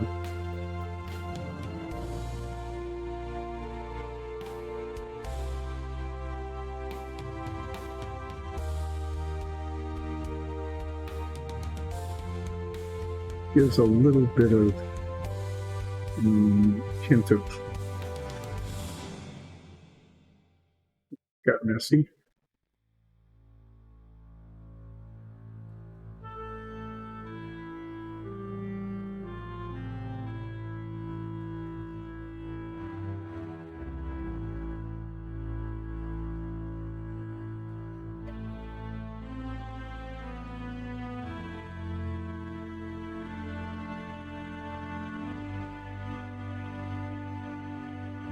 Okay, now I'm going to paint these little flask-like things this color.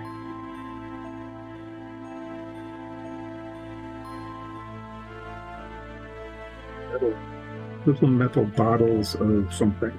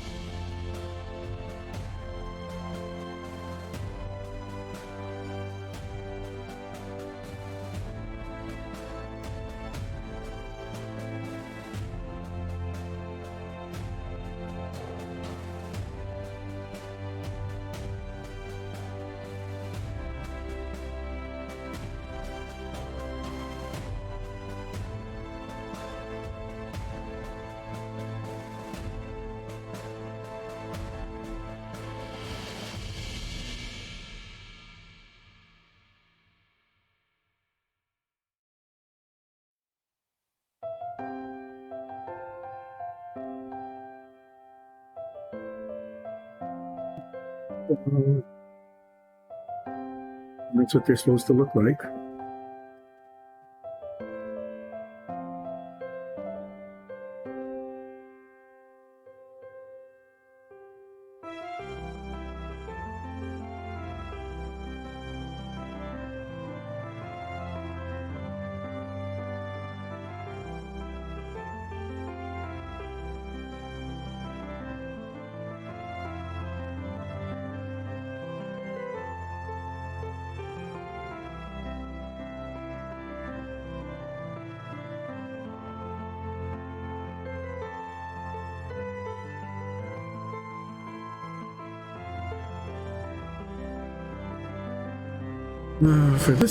For this one on this side, I'm going to actually say that that's a glass flask with something red in it. And it's tied on. This is a tie. That should be the same color as the backpack. I'll have to get that back out again. And then it's got a stopper.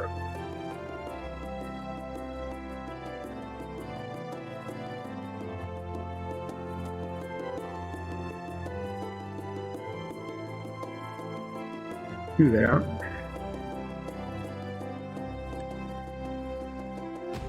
Get this brown again.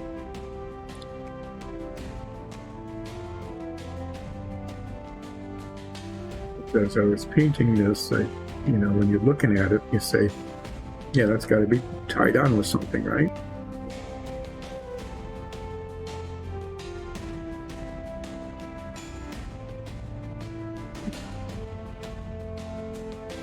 It is.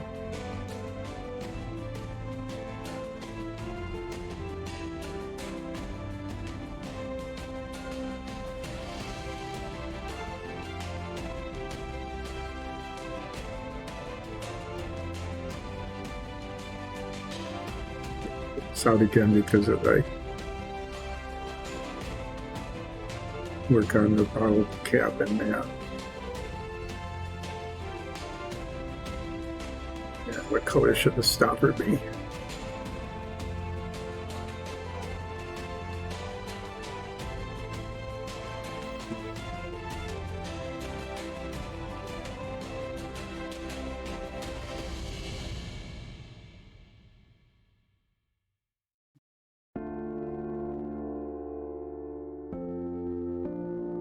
Little.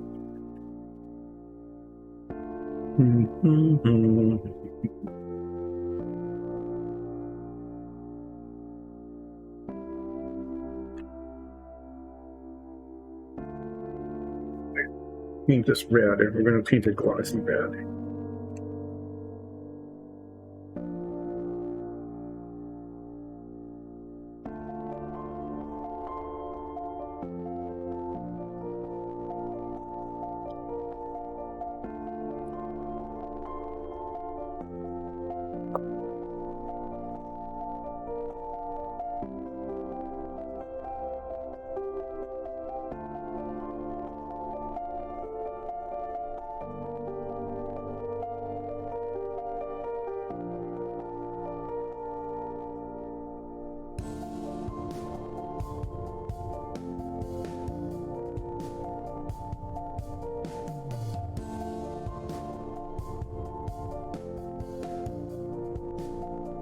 In the potion bottle here.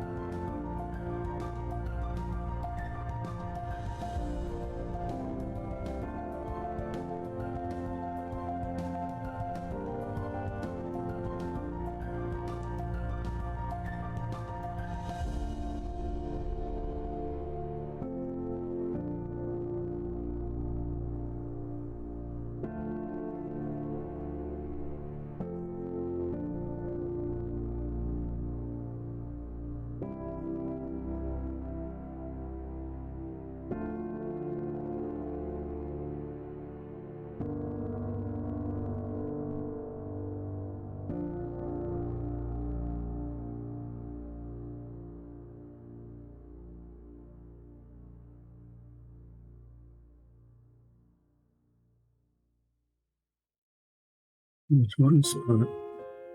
For some reason, the paint won't go there.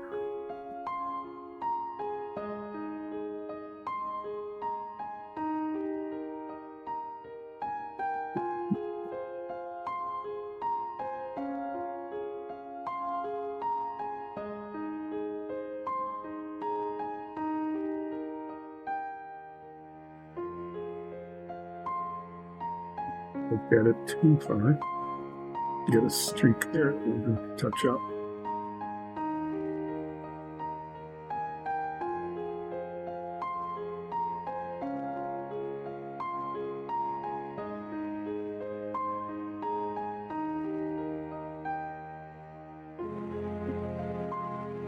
There.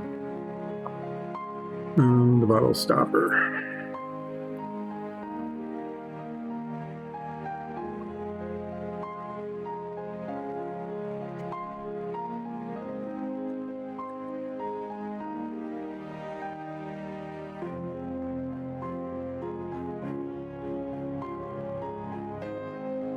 Just do that.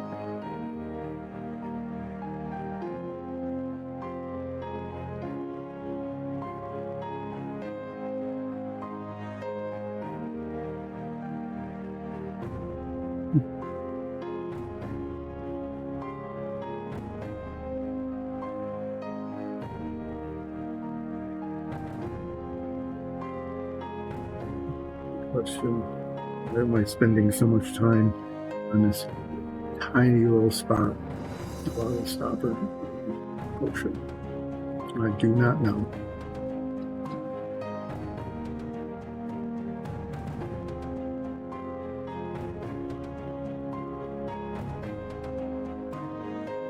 Let's use a weird color.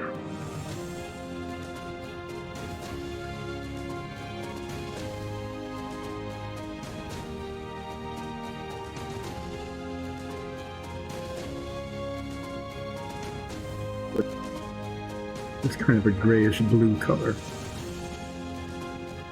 Why not?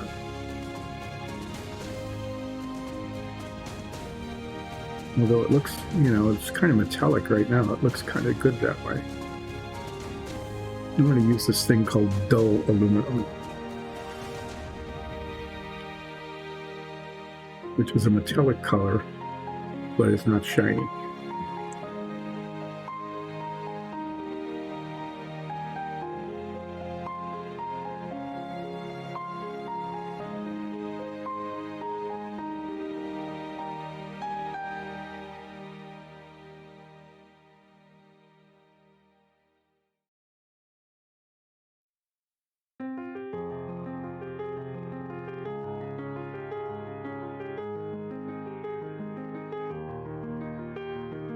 So make it look like it's kind of a metal cap, but it won't be a shiny one.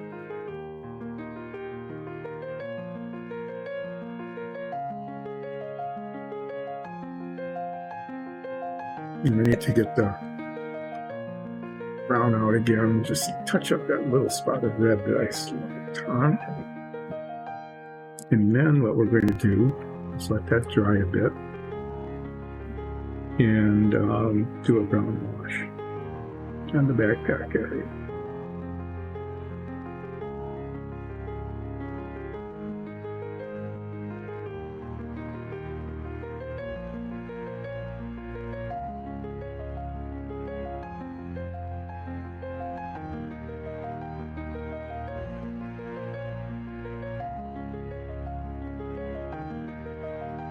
When the brown wash goes on,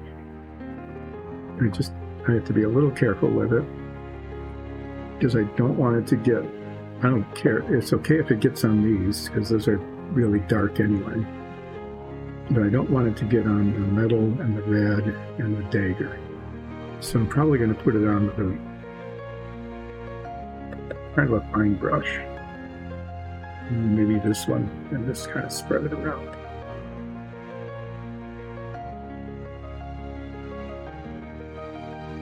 Before I do that, I'm going to play with the black wash.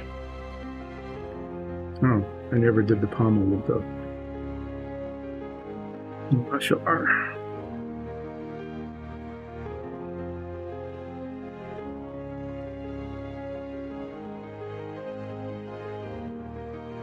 This was originally done in brass on the original model, so that's what I'm going to use here.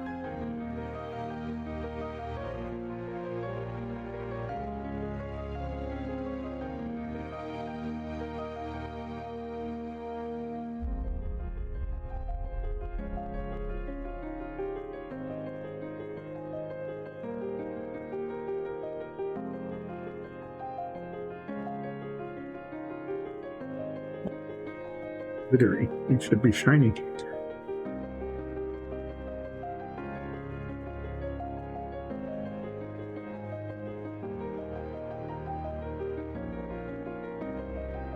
Metal particles here.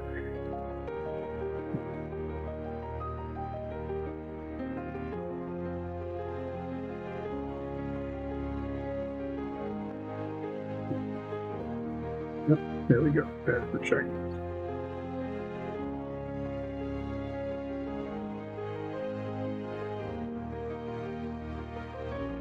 Okay, so I just need to paint this little pommel down here.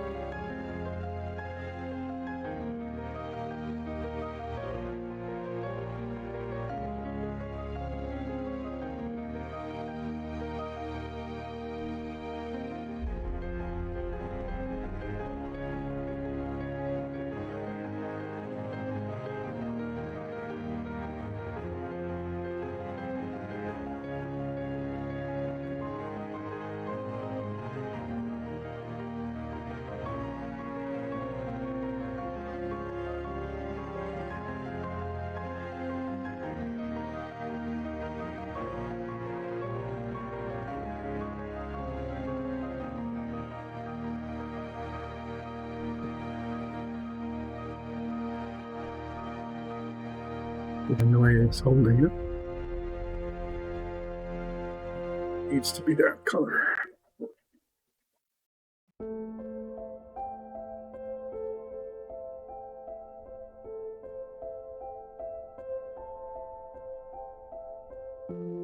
Okay. Now I'm going to get out a little bit of black wash for the blade of Lashalar, and I'm going to try putting some on the boots, just so that they don't look so flat. And I'm thinking black wash would look better than the brown on that. We'll find out.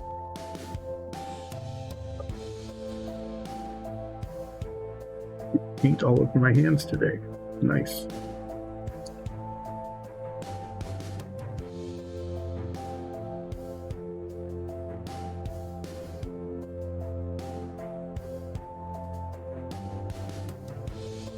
Actually, this is dark gray, which is a little bit easier to work with.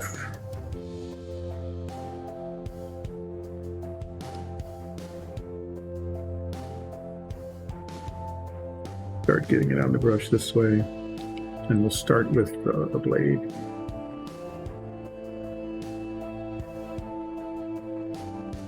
Basically, what this does is it tones down the shininess of it. It doesn't necessarily make it look dirty or anything, but it makes it look, actually it just makes it look more like the steel paint that I was using on the backpack here. But there's kind of a nice transparency to it. And you can use it to actually even shade the blade a little bit.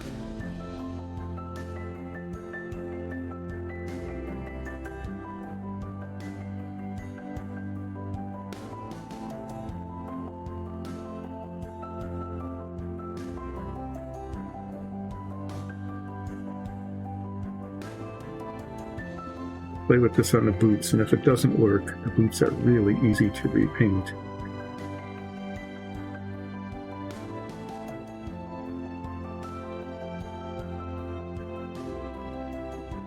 Do is pick out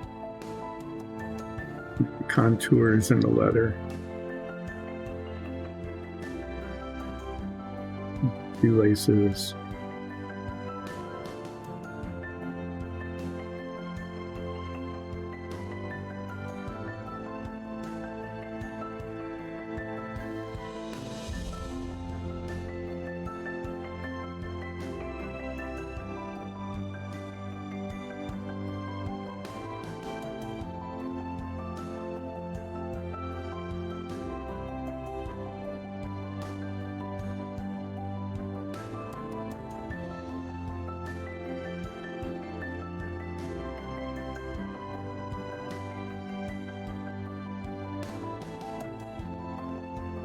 It's just enough variation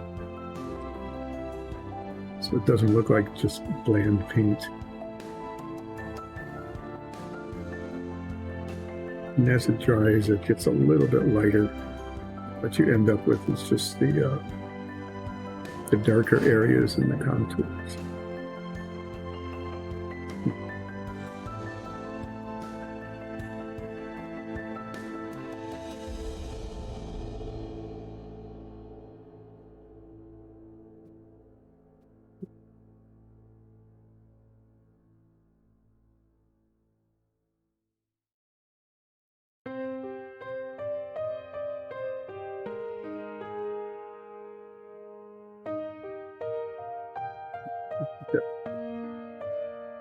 On the outsides of these boots, you do it on the outside where it can be seen.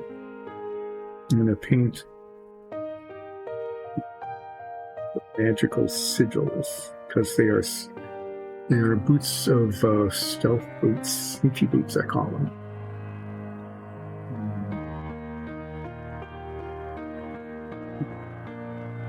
There, I'm going to try to paint something on here.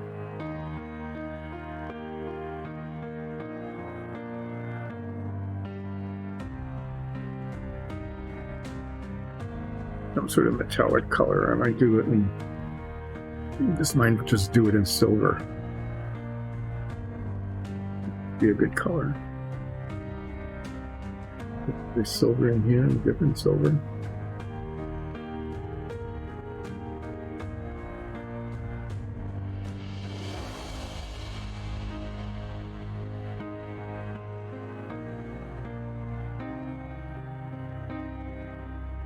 One. Done that. That's interesting. You have to see what color that is.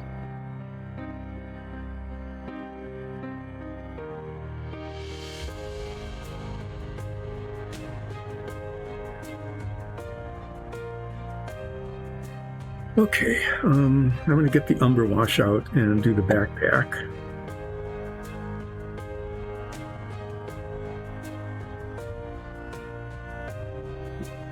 There's a little gray cap. Are we out of them? Do I have to open a new one?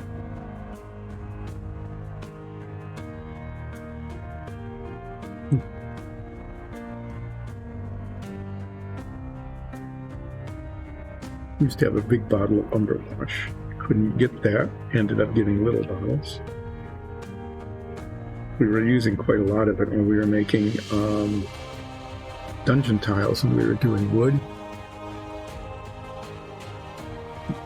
The umber wash in large quantities to highlight the grain and wood grain and to liven it up a little bit.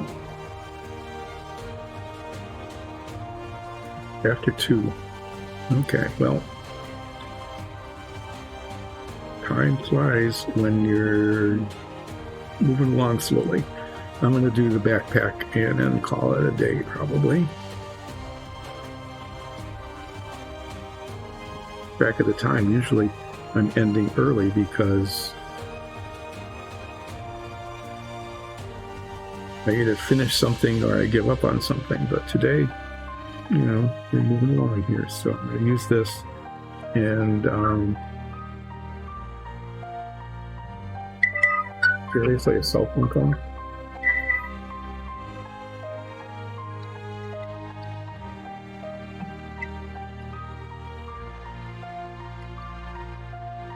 Excuse me? Hello?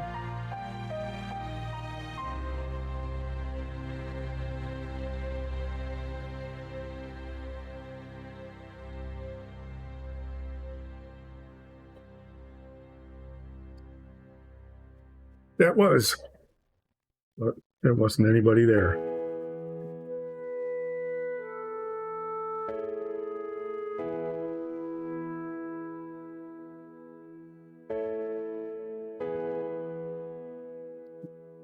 Brush on this, I need to spread it around more.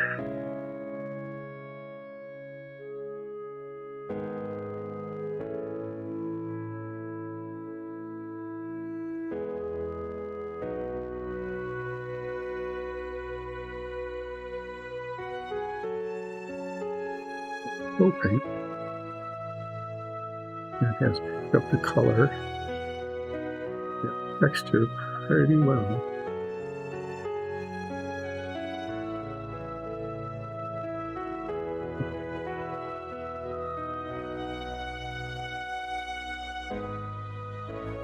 Flat brown. Live enough.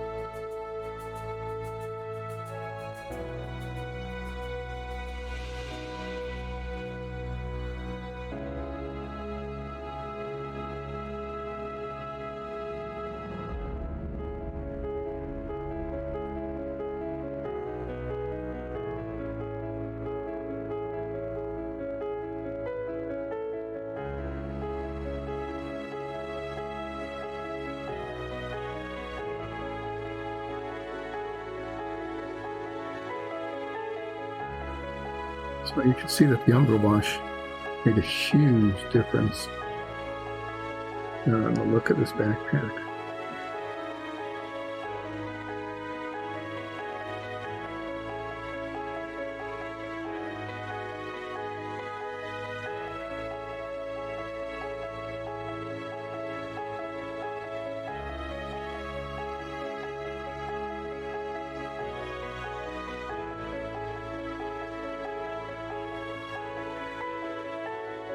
Detail a lot more in the quilting, just all together better. So on that note of success, I might as well do the bottom too, huh?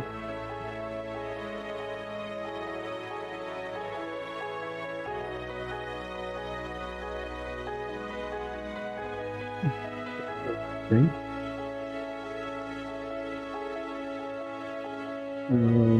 Yeah, I'm going to call it a day.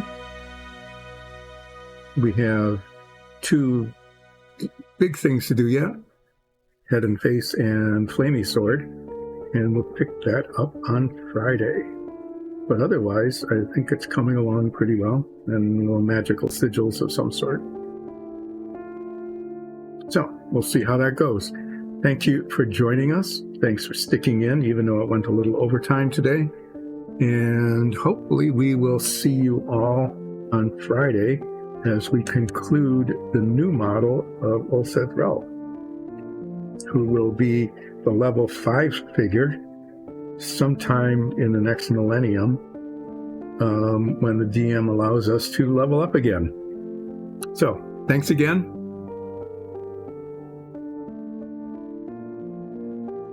Thanks for joining, and see you later this week.